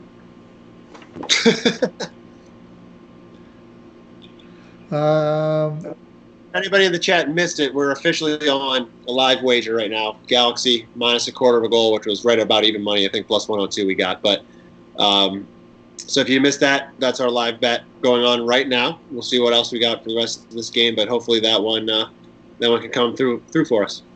Yeah. By the way, we talked about this game before. If you don't mind, I'll talk about the Serie A game tomorrow, Milan and Atalanta. I haven't looked at the line yet because I've been behind in getting ahead of that game. That doesn't make any sense, behind and getting ahead. Anyway, I ran my numbers. So this is based on season-long expected goals. So it's a number crunching thing I've created that just takes expected goals for the teams, crunches them on their strengths versus what the other teams are averaging, how they're playing, that kind of thing. So it's more based on the full season scope than it is on any current form. But right now it's spitting out Atlanta minus 0.57 on the handicap and a total of 3.34. So that would be Atlanta on the money line or minus a half a goal, and probably 3.25 on the total. Now, without looking, I'm going to say that total's probably right, 3.25. I'm going to, though, say that the line that's out there right now, I think because, again, this is season-long numbers, and Milan was not playing well this year. They're playing a lot better now. So I feel like that half a goal on the road for Atalanta is probably a little high. It may be a pick 'em, but I still probably feel like Atalanta has a little bit of a favorite on this game. So minus a quarter of a goal, Atalanta, and 3.25. I don't know if that's for sure what the line is, but I'm thinking that's what the line is. I actually like Milan in the game, if that's the case, catching the quarter of a goal, just because nobody's beat them yet. Yeah. But what is the line at right now? Yeah, the line is Atalanta is minus a quarter goal, about minus 104, and the goal line is 3.25, about minus 110 on the over. Okay. So my model would say there's a little bit of something there on Atalanta because it has it favored Atalanta by a half a goal. But usually for me, it's got to be a half a goal difference to even start to look at it. That would mean Atalanta minus 0.75. But again, this is season-long stuff. So what I do is I crunch those numbers. I look for discrepancies, and then I analyze from there. It's just a way, there's only this game and a few other games tomorrow, but on a weekend card where you got, all 5 major leagues going plus others, and there's 50-some games, you have to whittle them down some way, and this is a way for me to be able to do it before I even start to look at it. But anyway, the model would suggest Atalanta has a little bit of a value there, but form for me is a little bit trumping that right now because Milan they look tough to beat. I don't know if you agree or not. Atalanta does too, but I like catching the quarter of a goal on the home side, particularly in that game. I don't know if I'll necessarily play it for sure, but right now, without getting into it further, that's my gut telling me Milan's probably to play tomorrow. All right. I'm going to throw a game out for you guys that's going on tomorrow. This is in Italy's second division, Serie B.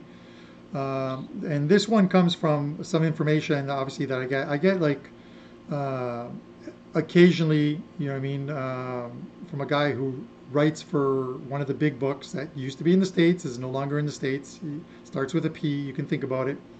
They're in the island of Curacao. But anyways, there was a little bit of sharp action that came on a draw in a game. And this happens a lot in Serie B in the last few weeks of the season where teams will, I don't want to say they play to a draw, but a draw is the most likely result. So it is Cremonese and Spezia. Spezia is Spezia and Cremonese is Cremonese.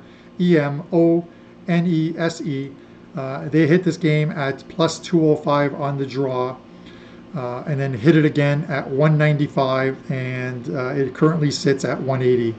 So since Abel was talking about draws and never say never, this is some sharp action on a Serie A matchup.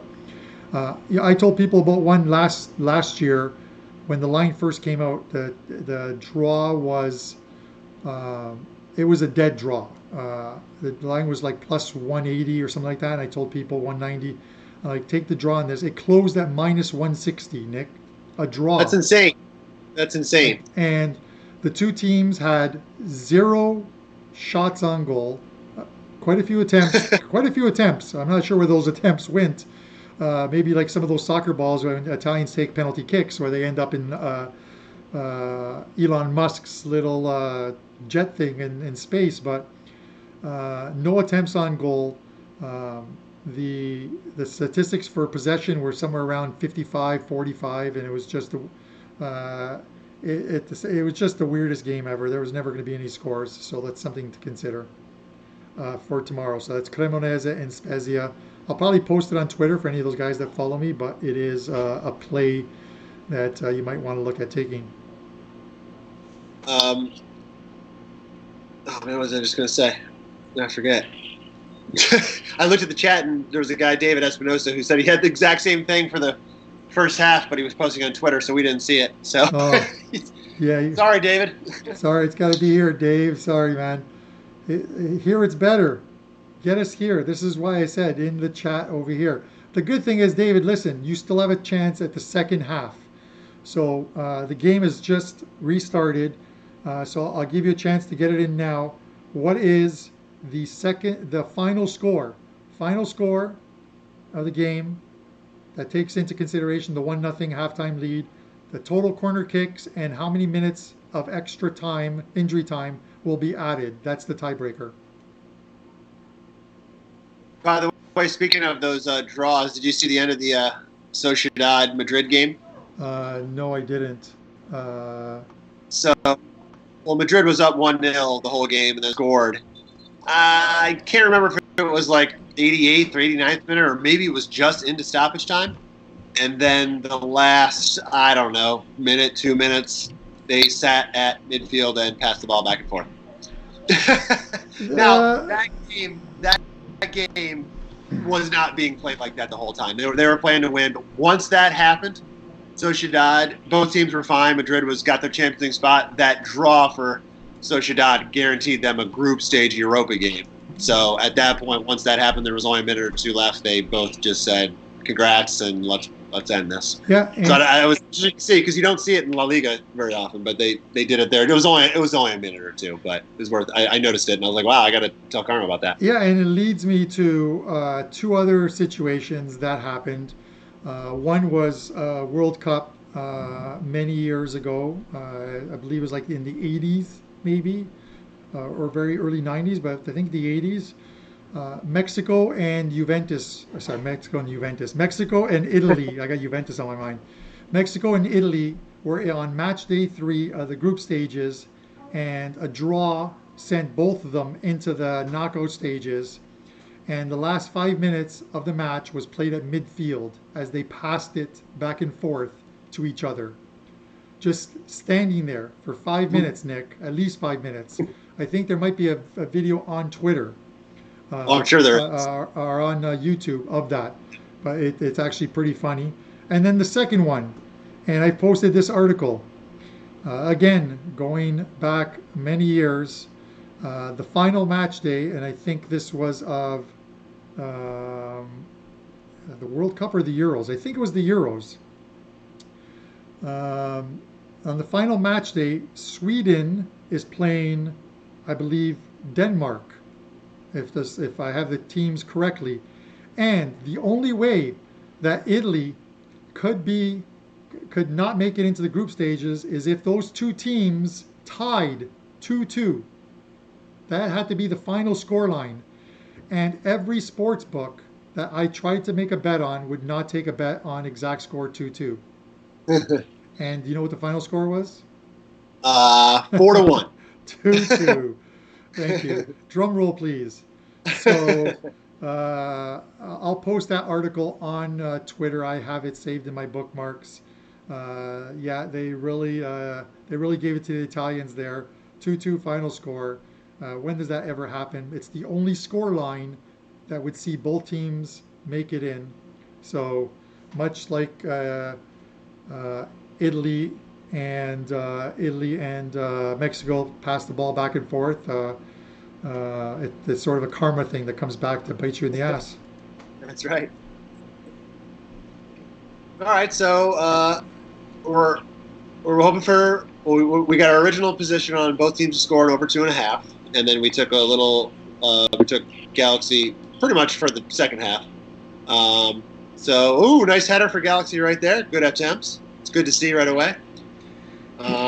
So hopefully we can catch this. We're just getting to that 5-minute mark. So we did throw a little bit on the 50 to 60th minute mark for a goal, right, Carm? Yes, we did. So literally we have that wager will, as I'm looking at the live ticker, that wager is now in play. So we have 10 minutes. Houston, LA Galaxy, you're on the clock. Let's go. Let it be the Galaxy. So, I guess we can take either one. Let it be the let's take Galaxy. But we're getting 2-1 on our money, so Okay. we're gonna want one of these teams to score. That would be great.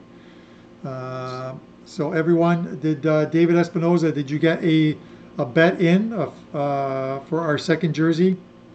Final score. I will give you a couple minutes here to get it in. Final score. Total corner kicks. On Twitter. Yeah, don't put it on Twitter. Final score. Total corner kicks. And how many a tiebreaker? How many minutes of extra time will be added? Injury time. Carm, you'd be the most popular bookie out there, letting people to get bets in 5 minutes after the game kicked off. You know. Yeah, I used to hear stories of, because I had a lot of guys who worked at sports books in Costa Rica and stuff. A lot of my good friends, a couple of them now live up here in Canada, and people who would pass post. I mean, it usually happened a lot more in horse racing, but they knew the result and saw that the race was still up, so they'd bet it. But everything is time stamped, right? And when you take a hit at a book, especially one in Costa Rica, where there's no regulation, you stand to lose your money. They just take everything out of your account and say, you tried to steal from us, we'll steal from you, right? So not the greatest thing to do. Okay, yeah, David, you are in. 2-1 Galaxy, 12 corners, 4 minutes of extra time. You are in. Check the timestamp. Whoever else has got the 2-1 Galaxy, if he wins, they're gonna argue it. He's gonna check the timestamp card. Yeah, I will. I'll have to scroll through it to see who had the first one in and stuff. So this little stoppage in time kind of hurts our 10-minute window, huh? It does. We don't get extra time on our 10 minutes. It's Manotas that's injured.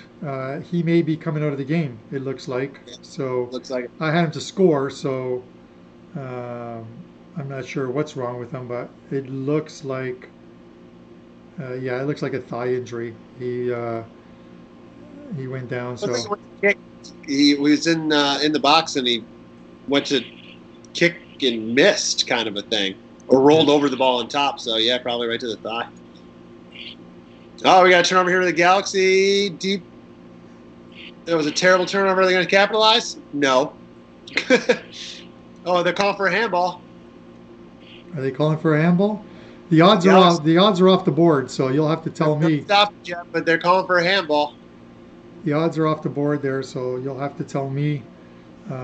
You are ahead of me on this one. Stop play yet, and now they stopped it. So let's see if they go back.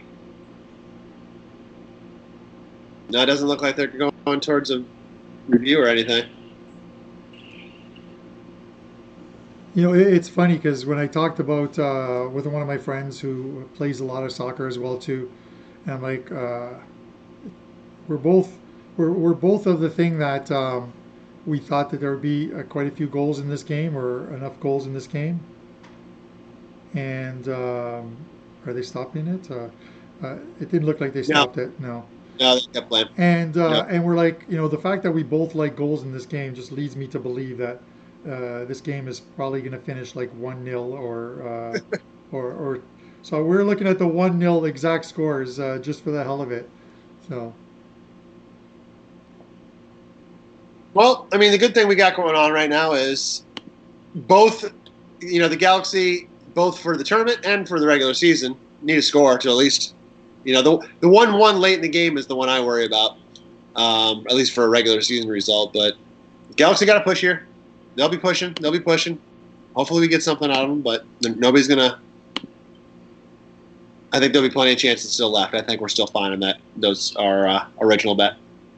Yeah, it's one of those that, I mean, like I said earlier, before we even started, or before the game even started, I would have much preferred, but it's just too late to be doing the show. I would have much preferred the LAFC Portland game. It'd probably be like 2-1 right now, and we'd be enjoying the game and a lot of in-game betting opportunities. But I'm just going to continue to look at what comes up. And it just seems like the next goal, LA Galaxy, seems to be holding firm. They're at even money. Houston's at plus 150 now from their 110 that they were earlier, and no second goal is plus 333.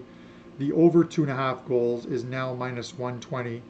So, that's something, or minus 110 actually. That's something that's in play that, with 35 minutes left, I'm considering doing. So I'll have a look at it. If it was even money, I might take it. And then, if there was a goal scored in the next 10 minutes, it sets it up for something that we can cash out for a small profit. True. So I will watch. If I get even money on it, within the next 5 minutes, I will take it.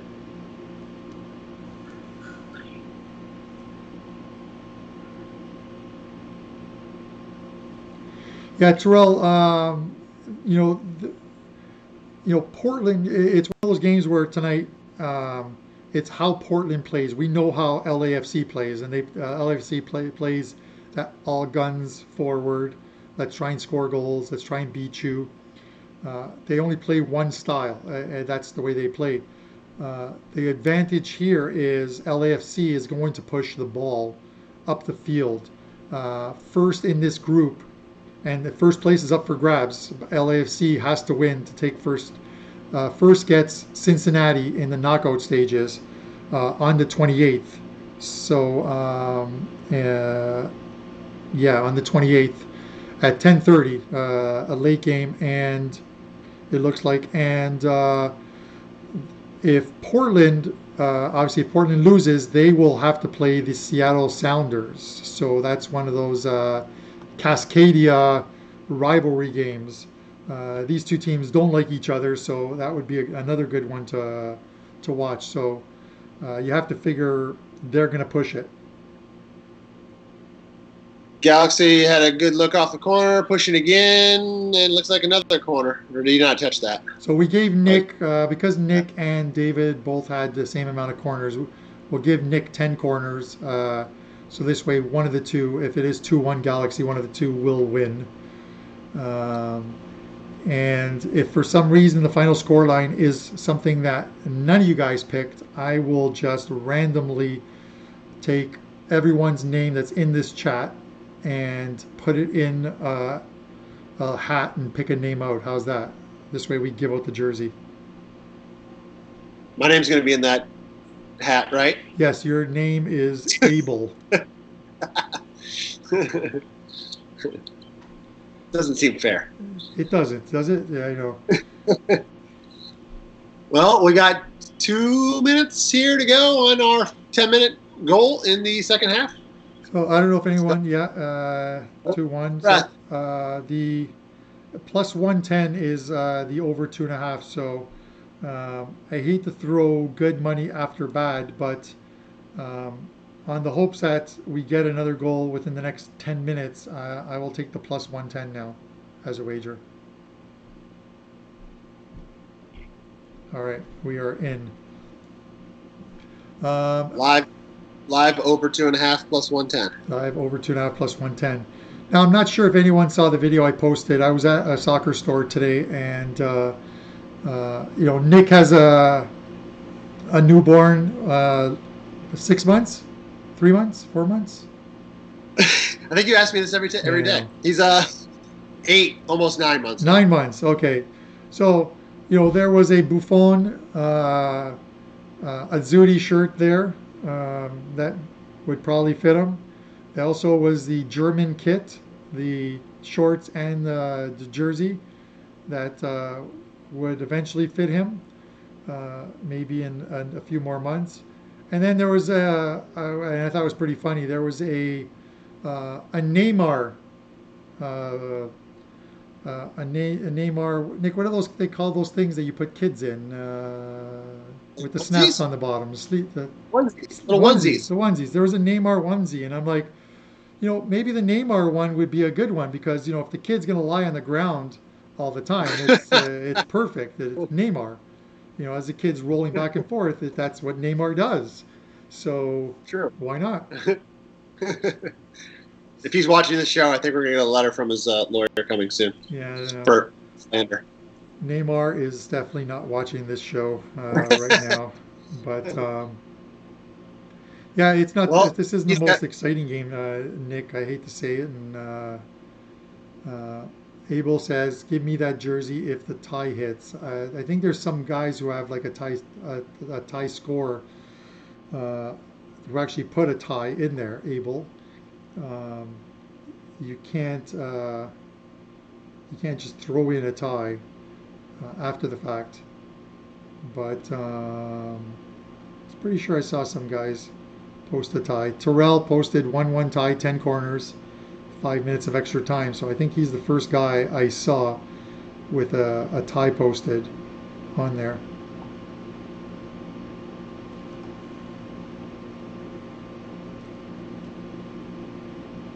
So we're at the 60-minute mark. So I didn't get my goal in the first 10 minutes. I'm going to write a harshly worded letter to the LA Galaxy. Rightfully so. They had a couple, like two good chances. So I still like our spot on them to win this second half. They seem to be. I don't think Houston's. I mean, did they even have a shot? Maybe they had one shot. I don't remember anything very serious. Hang on, let me look if they have a shot. They do have a shot. I don't even remember. The goal shot on. No. I mean the second half. I don't even remember. It was a shot on goal. I don't even remember it. Well, Galaxy so far, I think, still have looked better in the second. We're running out of games, unfortunately, to do these live shows, but I still want to try and continue to do them. I convinced Nick to do this Thursday night one. I'm not sure if how you are for this weekend. You know what I mean? Whether it's a Saturday or Sunday one. It's the final weekend of the EPL season. On Sunday, there's still some games of interest. You know what I mean? Like heading into this final weekend. You look at what do we have here? Watford at Arsenal, big game. Aston Villa, West Ham.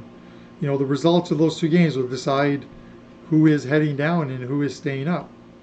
You have obviously Tottenham playing Crystal Palace. A win by Tottenham could move them into a Europa spot if the Wolves were to tie or lose to Chelsea.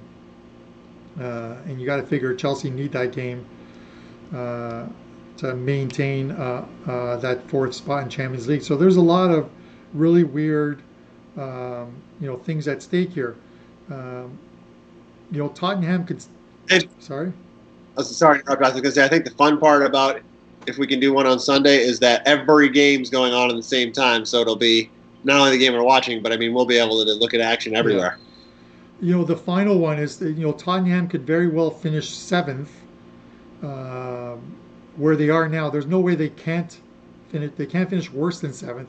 They could still, even though 7th does not have a position right now in any of the cups, they would actually get a Europa League spot if Chelsea win the FA Cup. Because if the team that wins the FA Cup gets an automatic berth into the Europa, so that's Arsenal's way to get into Europe. The only way they can get into Europe this year. So if um, Arsenal win, they get a Europa League spot. If um, let me make sure I got this right. If Chelsea win, Tottenham get that Europa League spot. So pretty interesting stuff that goes. Or that weird permutation. If Tottenham win, Wolves lose, of course, then the Wolves get seventh place and the Europa League spot. So a lot of weird stuff going on. I hope the Wolves get there, and I hope Villa stays. Those are my two rooting interests this weekend. Jeffrey says, how does Cincy beat the New York Red Bulls? I'm not sure what is going on with that Red Bulls side. Red Bulls stink. Yeah, they just, yeah, their maybe lack of a better, there's nothing better than they stink. Like, losing 2-0 to Cincinnati, not they won a game. They won the first game against Atlanta, but everyone beat Atlanta in this tournament. True. So it's just crazy to it's crazy to imagine how the Red Bulls can play so bad. I don't get it. I don't know what's wrong with this team right now. And they did beat Cincinnati in the first game of the season, 3-2. It wasn't a convincing win. But they right now are they got 4 points, I think. So 4 points, not including what was earned in this tournament. So which was 3 points. So I don't know what's wrong with this team, but we'll see sort of moving forward what comes on them. They have no offense. They just don't look good. I don't know how to say it. Lack of a better word, Nick, they stink. It was poetic the way I put it, right? They stink. That's all I can say. Oh, did you say that? I'm sorry. My apologies. I've been a little frustrated with FC as well. New York City FC. They haven't looked very, very good so far this tournament either. I don't know what's going on. Like these aren't two good versions of the New York teams so far. You know what I mean? Like. Obviously, New York lost one of their forwards last year. What's his name against Davide Silva, or was it one of the Silvas? They lost him. They still have some players. They're not cohesive. They're not doing anything. I don't know what's going on, right? So Kershaw scratch about an hour ago, and. Well, if you bet action, you still have the Dodgers at minus 300, which is crazy. Ooh. And if you bet pitchers, then obviously your bet is voided. Columbus versus LAFC, can that be the final? That I would like to see, even though I'm a Toronto FC fan and season ticket holder, I would like to see that final. Absolutely. I'm looking to see if that's even possible. But if they do win tonight, there probably is a possibility of it. Columbus has looked good enough to get there right now. But match 43 and match 44, that's what they are. Should they... they wouldn't play... They go into opposite ends of the bracket, which is good. So, they wouldn't. They could actually meet in the finals if I'm reading this correctly. So that would actually be a good final. LAFC and Toronto would also be a good final, but I'm not sure if there's a chance that can happen. I believe they're on the same side of the bracket. Should LA win? Yeah. No. I'm not sure. Akinola looks like a fun young guy for that Toronto team. He could have scored at least one more in that 0-0 draw they just played, but he looks fun. He looks like a good person to cheer for and have on your side. Yeah, he should have scored in that. I think in that game, Pozuelo had a chance to score. Yep. After that, both teams kind of shut it down. It almost looked like Akinola has a tough decision to make. He actually can play for, and I know you guys are going to laugh at this, but he can play for either the the U.S. men's national team, or he can play for the Canadian national team. So I would much prefer he was playing with Bayern Munich's Alphonse Davies in Canada, helping grow our young team towards the 2026 World Cup, which we'll be playing in, and then trying to qualify for the 2022 World Cup. But um, U.S. sponsorship always comes into it. You guys down there, Nick, your corporations like Audi paying that money, and they're somehow finding a way to get that guy to play for the U.S. national team. Yeah, yeah. I mean, there'll be a lot of fans that'd be disappointed if he didn't. That's for sure. It's funny. Jeffrey's mentioning Simeon. Uh, you know, he had a weird season. I know he went back. Uh, I think he went back, if I remember correctly. I could be wrong, but I thought he went back to like League One last year or something. But he came back, played for Toronto last season. Um, Maybe I'm not giving enough credit because our defense kind of, for lack of a better word, really blew early in the season, and then we picked up Omar Gonzalez, U.S. national team defenseman, center back, and he just changed the makeup of our back line, and we looked better. And then, but Simeon just seemed to make mistakes. But it was the defense sort of collapsing. Um, and then in the playoffs, with Omar injured, uh, Simon played some absolutely fantastic defensive play, and we went on to obviously make it to the finals against Seattle before losing at CenturyLink Field to Seattle. I think it was like 3-1, the final score, something like that. But he didn't have a good time of it in the first game against DC United. They brought him and Zavaleta up. Probably hurt him that he had to come on with Zavaleta, who is quite possibly the worst defender in the league. He is. The only reason I think he's on this team is because he's the nephew of Greg Vanny, the manager. It's the only reason. The guy's horrible. I literally boo when this guy comes out. I heckle him at the games, and people understand why. He's absolutely horrible. So.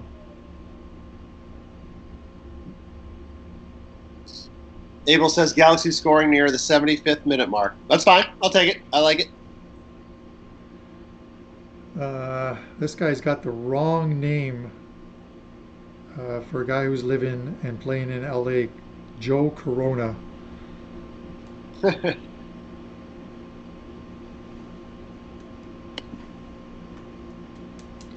Yeah, this hasn't been the most exciting game, so I will throw one more jersey out there. Okay. I'm going to think of something interesting. I'll put a third jersey up for grabs here. Let me think of what we can do here. All right, we'll do this. For you guys who are still in this chat watching, this is the third jersey. Obviously, this won't be determined until the late game is finished. But here it is. What is the final score of the 10:30 game, LAFC and Portland? Give me the final score. First correct score. So there is no corners, there is no yellow cards, there is no extra time. I just want the final score of the game. LAFC, Portland. Go. Go. Nick, you'll have to talk while I'm writing down these scores. Okay, you're going to record them? Yeah. Well, there they come in hot. They're all around the same number I was going to say. 3-1-4-1. If you see someone else has the same score as you, you can change yours up. Okay, I'll give you that. Yeah, I like the 3-1. Oh, 2-2s, man, they're coming in. Yeah, everybody's going with the over. Love it. That means it's going to be 1-0. Who's going 1-0? I love the fact that David Espinoza put 2-2 and then draw. I think David's he's probably had a couple Coronas or some kind of drink. Uh, but I like the two.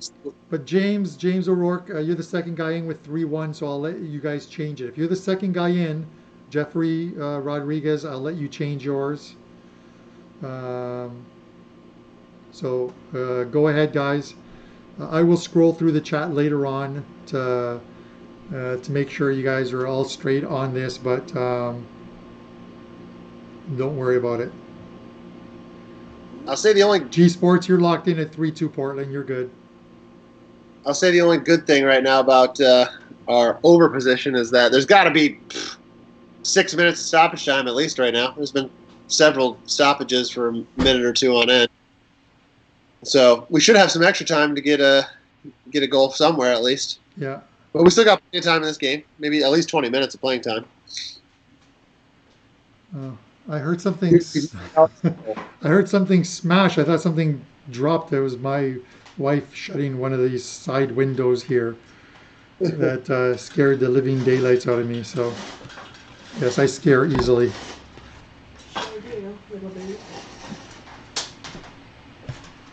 Yeah, we're gonna have. I'm gonna guess about 6 to 7 minutes because they're still, unless they're doing it right now. Usually, if there's an injury in around the 74th minute, they go straight to the hydration break. They haven't done that here.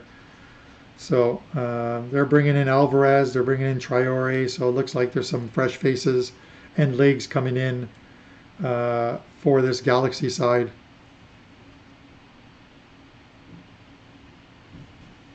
We seem to pick quite possibly the most boring games to do.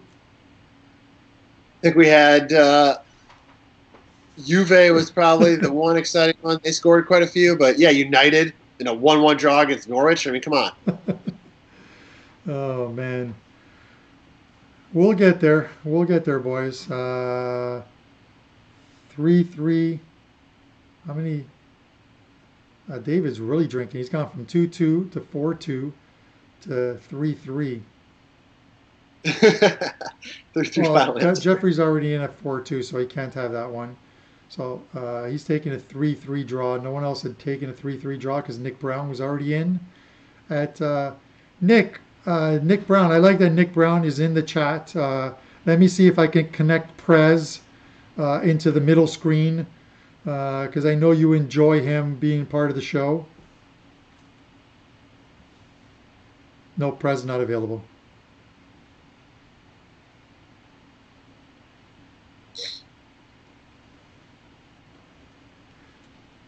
Nick, this has to be the longest delay. This is what have they delayed? 3 minutes here? What's going on right now?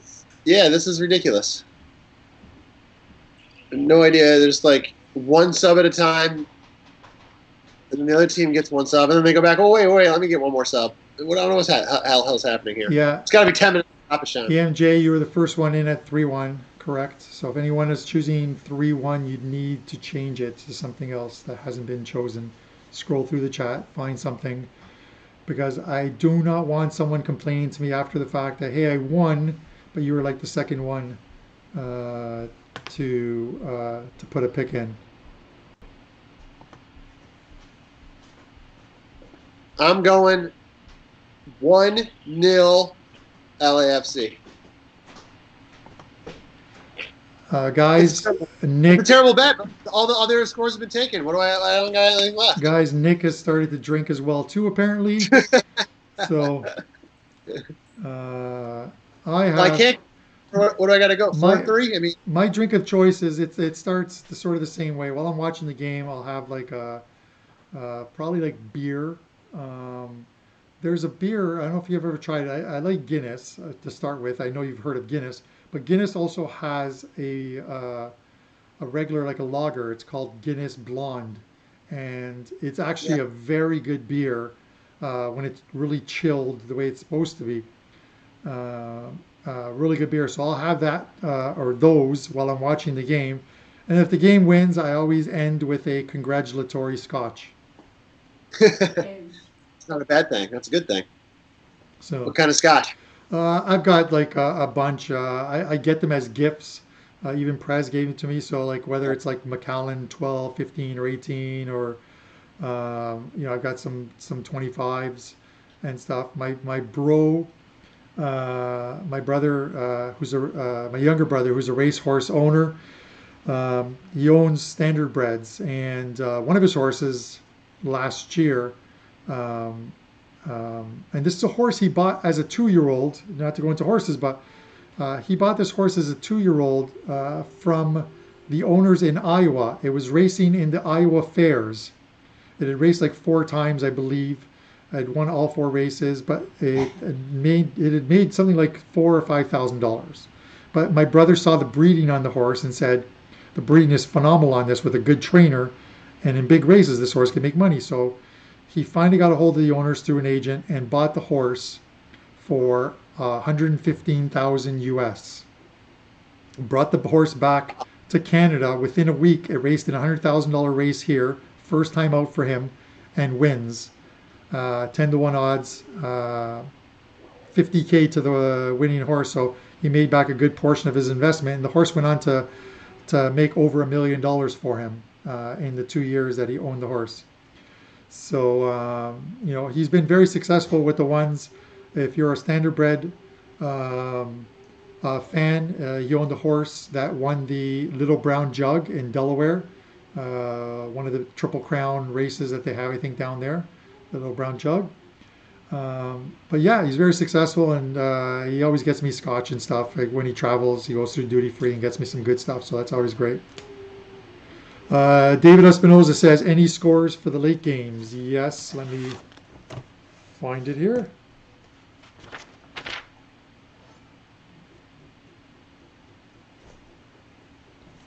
I feel like we got nothing coming in this game, Carm. Which gives me time to look up the scores for David. Okay, so because I sent them to Nick. So this is what I took. Now because the lineups should be up, let me check the lineups, because obviously that factors into it. And of course they're not up. I don't get every other league puts their scores up an hour before the game. These guys don't, but I have to figure these guys are all playing because the game has importance to it. So with that said, and you should always select the void if the player does not start, because that will cancel out your wager. You don't want a guy coming in from from the bench, or hope that he makes it in from the bench. With that said, 2 guys for LAFC that I have is Diego Rossi plus 125 to score anytime. This guy's tied, I believe, with Akinola for the goal scoring lead, Nick, I believe. Yeah. Wright Phillips plus 150. The funny thing is Bet365 still has at minus 200 to score at any time Carlos Vela. If this guy can score from his living room in Los Angeles, he should be about plus 2,000 if he can score from there. Absolutely, it's crazy that they have him there. But Wright Phillips plus 150. I figure in this offense that they have, he's probably going to pick up about 12 goals this year, somewhere between 12 to 14 goals. So more guys lying on the ground. This is fantastic. Just rolling around on the ground. This is like 2 Italian teams. This is unbelievable. For Portland, I have Diego Valeri. He's having a pretty good season, plus 175. And then I have Jeremy Ibobis at plus 175. That's spelled EBOBISSE. So those 4 guys I have to score. Obviously, I'm looking for scorers, and if 2 of the 4 hit, you're making a profit. I think your wife likes that. Stace, your yelling is coming through. Thanks. Hi, Stace.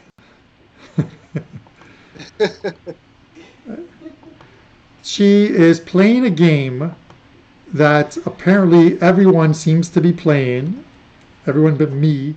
But there were lineups during this pandemic at EB Games, which is a game that sells like all this Nintendo stuff and stuff. And she's not a video game person at all. But there's a game called Animal Crossing I'm not sure if any of you guys know the game or your wives or girlfriends play, but she absolutely loves this game. It's almost like a Sims game, essentially. Um, but yeah, she absolutely loves this game, and it keeps her occupied while I watch 16 hours of soccer during the day. I've heard of it, never played it, but I have heard of it. It's a game that continues to. They just upload because it's obviously connected. They upload and update the game with different things. So, you're on an island that has like even like a variety store or something like that. You can buy stuff as you collect money to buy stuff or whatever you call it. But they even have masks now, so you can wear a mask on the game. So, That's pretty fun. yeah, they've got it all. Yeah, this is gonna end 1-0. Did someone say 1-0? Because this is like this game's putting me to sleep. Guys, I'm sorry I picked this game because it was the early game, and I just figured Nick with um, a 9-month-old would be a little bit busy later on, right? So um, He's asleep now, and he sleeps well. He'll probably be passed out all the way through the night. So it could have worked. We're going to have to stay on for that one just to make our money back on this one because this one's a dud. there's some guys that But have some guys that have if we won get a one. Galaxy goal, we can still get a Galaxy goal here and at least cash that Galaxy side. Yeah. Although the first like 15 minutes, I felt pretty good about it, but they haven't done crap since. Super Bowl ads has 4-3 LAFC. Just scroll up, make sure that nobody else has 4-3, or you got to give me a different one because I'll go through the chat later. It's the first guy only that gets the score right, and that'll be the third jersey that I give away. And then if you are to win it, send me a message on Twitter. If I'm not following you, just tweet at me to follow you. And if you didn't win it, do not pretend that you won it and say you're somebody else, because I will figure out a way of confirming it before I actually send out that jersey, or you get one with like a mustard stain on it. Mustard. He'll send Prez to your house with a baseball bat. G Sports picked 1-0, I think he said. So I see free kick coming up for the Galaxy. I'm not sure how far outside the box that is. It's a little ways. It's not right on the box. It's a little bit back, another 10 yards back. Yeah. Yeah. It'd be a great time for like an own goal where he just smashes it into the box, it deflects off somebody and into the net.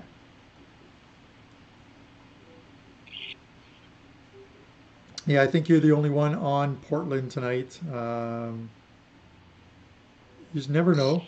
The FC defense, LAFC defense hasn't been the best.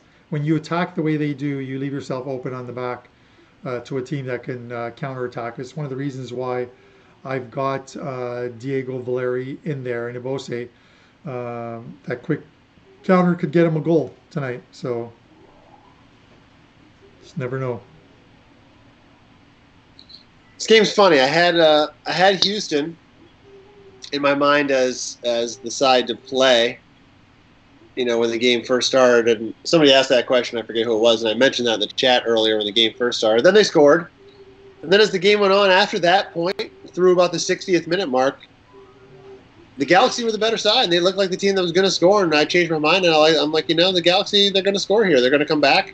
It's a good position to take them, but it hadn't worked out. And my original Houston side seems to be the way it's going to end, but hopefully this Galaxy team can sneak one in at least for us here. Yeah, it just hasn't been the most exciting game.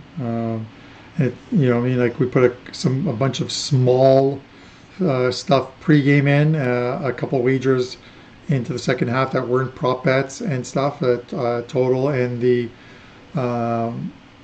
split Asian line. Obviously, we would only drop half of that because it's a pick'em minus a half. So unless the Dynamo score another goal, that remains where it is. But when you watch some of these games, and this is the MLS, guys. There's nothing we can do about it. It's the MLS. This hasn't been the most exciting game. Um, LA gave it a shot in that first half and looked like the better team, but the longer the game draws out and you got this score line, it's boring. I see the totals are now at That looked like a handball in the box, Carm. They got to review that. okay. Well, they look like it. They're showing a corner kick, but no odds have come off. So we'll see if Now the I'm odds. just watching the game. Look like they're showing a replay right Yeah, the now. odds have just come off the board, Nick. So Oh, that definitely hit him in the arm in the box. That's a penalty. They got to look at that. That's 100% a penalty. okay. Yeah, the odds are off the board now. If they don't look at this, this is the worst call. And this is, oh my God, they didn't stop it. That is the worst non-call. Oh, they did blow it. They're giving it. Okay, here we go. Penalty. All right, this is great. Let's do. If they didn't call that, because they let the guy kick the corner and they didn't stop play, and then he stopped it after the ball came from the corner in the box. He finally stopped it. Tell me it's Pavon taking the or not Pavon. Oh my God. Yeah, Pavon. Tell me it's Pavon taking the penalty. Somebody. Nobody up yet. We've got him at plus 187, so that would be great.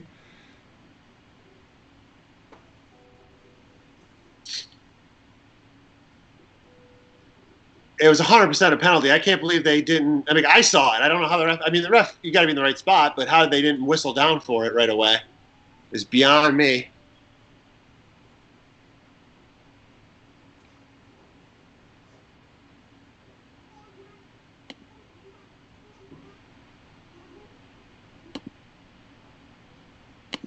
As we anxiously wait for this penalty kick to be taken. Pavon for the penalty. And it's a goal. And we are tied at 1.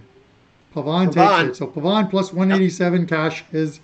So that is good because what that does is essentially wipes out the Rodriguez and Minoltas ones because we got them at plus 187. So we're losing like 13 cents on the dollar type of thing. So that is good.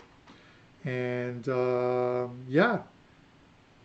Hey, listen, I think we got 8 minutes at least of stoppage time here, so we got a chance to hit that over. So we got the both teams to score portion of it, so we could cash double on that over if we get a goal here. So we're back alive barely. You said it earlier this this tournament when you're like, oh yeah, great, they're going to score a goal in the 80th minute and make me have hope for this total to hit, and really doesn't really have a chance. Yeah. And I feel like that's probably what's going to happen here. We have a slim hope, but it probably won't happen. But yeah, well, hey, we've got a winner now, so that's the most important part. And the second half, or sorry, the over 2.5 is technically still in play. Have they put up how many minutes of extra time? I haven't seen it yet. Our second half, Galaxy minus a quarter is a full win right now, if we can get it. I see the odds off again. So I don't see anything right now. the odds are off on my board there, so I'm not sure if something's happening. But in the 92nd minute, and I still don't see any injury time. So nothing happening. I'm seeing. I don't know why the odds disappeared. So 6 minutes is what they got up for stoppage time, which seems light to be honest. Yeah, it does.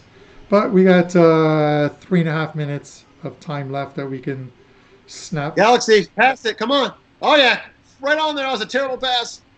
Oh my God, you got to get a shot off there. 2-on-1, pass it across the box, right on the edge of the box. He took a terrible first touch and gets the ball stolen from him. Embarrassing. MLS, embarrassing. MLS, it's exciting.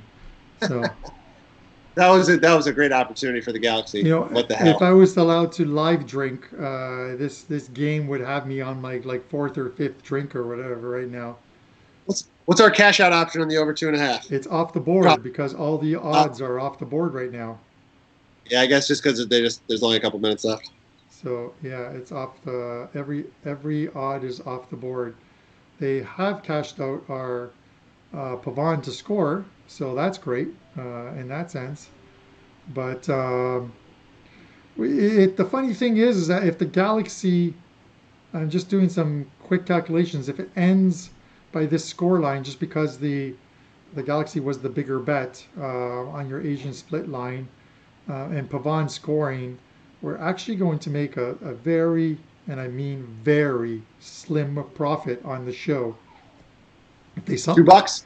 if they somehow find a goal, um, and it's LAFC that find the goal, then yeah, there's a little bit more profit. So for those of you who don't know, the 4 shows that we did previously, even though the last one we lost a little bit, I think on the last one, we ended up making for the charity, which was in Vegas. It was an animal shelter. A rescue shelter for dogs. I sent the money to Kelly in Vegas. She quickly donated it to them through their website. We raised $700 US doing these shows and betting money. So I essentially I load the account. I make the bets. We make the bets, and all the profit goes to charity. So I appreciate you guys watching. And this second round of games, these 4 live shows we do, it's going to our Detroit staff. So Missy and Melissa, it's going to them in Detroit along with Chris and Johnny. And wow, I see what you were thinking right by the post. Yeah. Basically a day for them to go out, a night to go out and have dinner and drinks and stuff on us. So let's do this, Nick. Another good shot. Nick, right now we've won enough to buy them a round of drinks. All right. We got a lot of work to do still. Because have you seen the girls drink? Have you seen Johnny? Johnny's a vodka guy. So, we don't have enough. I don't know if Johnny, if he's watching right now or listening to it, I don't know if Johnny's a vodka guy or he drinks that stuff Zima that they used to make in the 80s yes. or whatever. Well, Abel's hoping it ends now. He's got almost 2-1 on the draw. Yeah, and I think the 1-1 was Terrell, if I remember. I think Terrell has a 1-1 draw in this game. So, and then all you guys, you have something to watch tonight and cheer for, or just check the score tomorrow. Oh my God, it's a terrible shot by the Galaxy. Yeah, this is the one time I'm behind you, unfortunately, Nick. These guys stink, Carm. MLS, it's fantastic. I mean, they're not even putting on a goal in the middle of the box with nobody in front of them. I mean, come on. Like, what are you doing? Yeah, you got to put it on. I am just seeing it right now. I'm on like a 40-second delay because it just lagged here like crazy. I just saw that. Here, hit the middle of the goal right where the goalie is. You got to put it on goal. Maybe he was just trying to get it to the corner flag.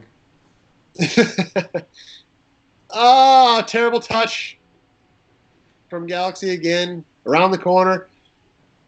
Right into a good area. Pulled the goalie and touched it right to him. So I have to say, Nick, if nothing else, you did also say when it was a good price, plus 125, the LA Galaxy, double result, plus 125. So yep. It would have been kind of double dipping and taking 2 of the same play. The second one, the first one, the one that we took, gave us a little bit of insurance, but yeah, it's a little less risk for the so yeah. So oh my gosh, is this not offside? Oh my God, 2-on-1. You got to score here. Oh my God, oh my God, oh my God. This is the worst. You got to see this. This is embarrassing. This is how it's going to end. Oh my, I can't even. I'm going home. See, you're done. This is wait. freaking awful. You're done, and I'm now seeing it, even though I know it's full time. I'm watching this, and I'm just wondering to myself, what are you doing? Oh my God, what was that? This is all I can do right now. That was so bad. So bad. It is. Welcome to the MLS, my friends. I mean, you literally 2-on-1. He pulled the goal. He couldn't pass it to his own teammate. I will say this, right? So I will say 3-on-1. Look at all these guys. How do you not score? I will say this, okay? And it's on the screen. Both the Galaxy and Houston are eliminated from the tournament. They deserve it. They deserve to be eliminated from the tournament. And that means Toronto will play NYFC, NYCFC, and Sporting KC will play Vancouver. So we now have all the 16 teams that are in. We now know who they are. The only thing left to determine is who Portland and LAFC will play in the next round. So, Terrell, you won. Guys, thanks for watching. We're going to get a better game on the weekend. I will let Nick pick it. If he wants to do Sunday, the game is on Nick because they all start at the same time. And the great thing is that because every single EPL game is going on at the same time, we can switch back and forth and just put in a crap load of wagers, and yeah, it actually might get ridiculous. I might have to load with more cash in there because the sheer volume of what we're going to put in on Sunday is going to be crazy. Guys, I appreciate you guys watching. Terrell, you won the shirt. Send me a message on Twitter. If you can't, send me a message just at me, and I'll add you, and then you can send me a message. To the other guy who won, I've already gotten your message. I'll reply to you shortly. Congratulations, and thanks for watching, guys. Thanks, guys. We'll catch you on Sunday.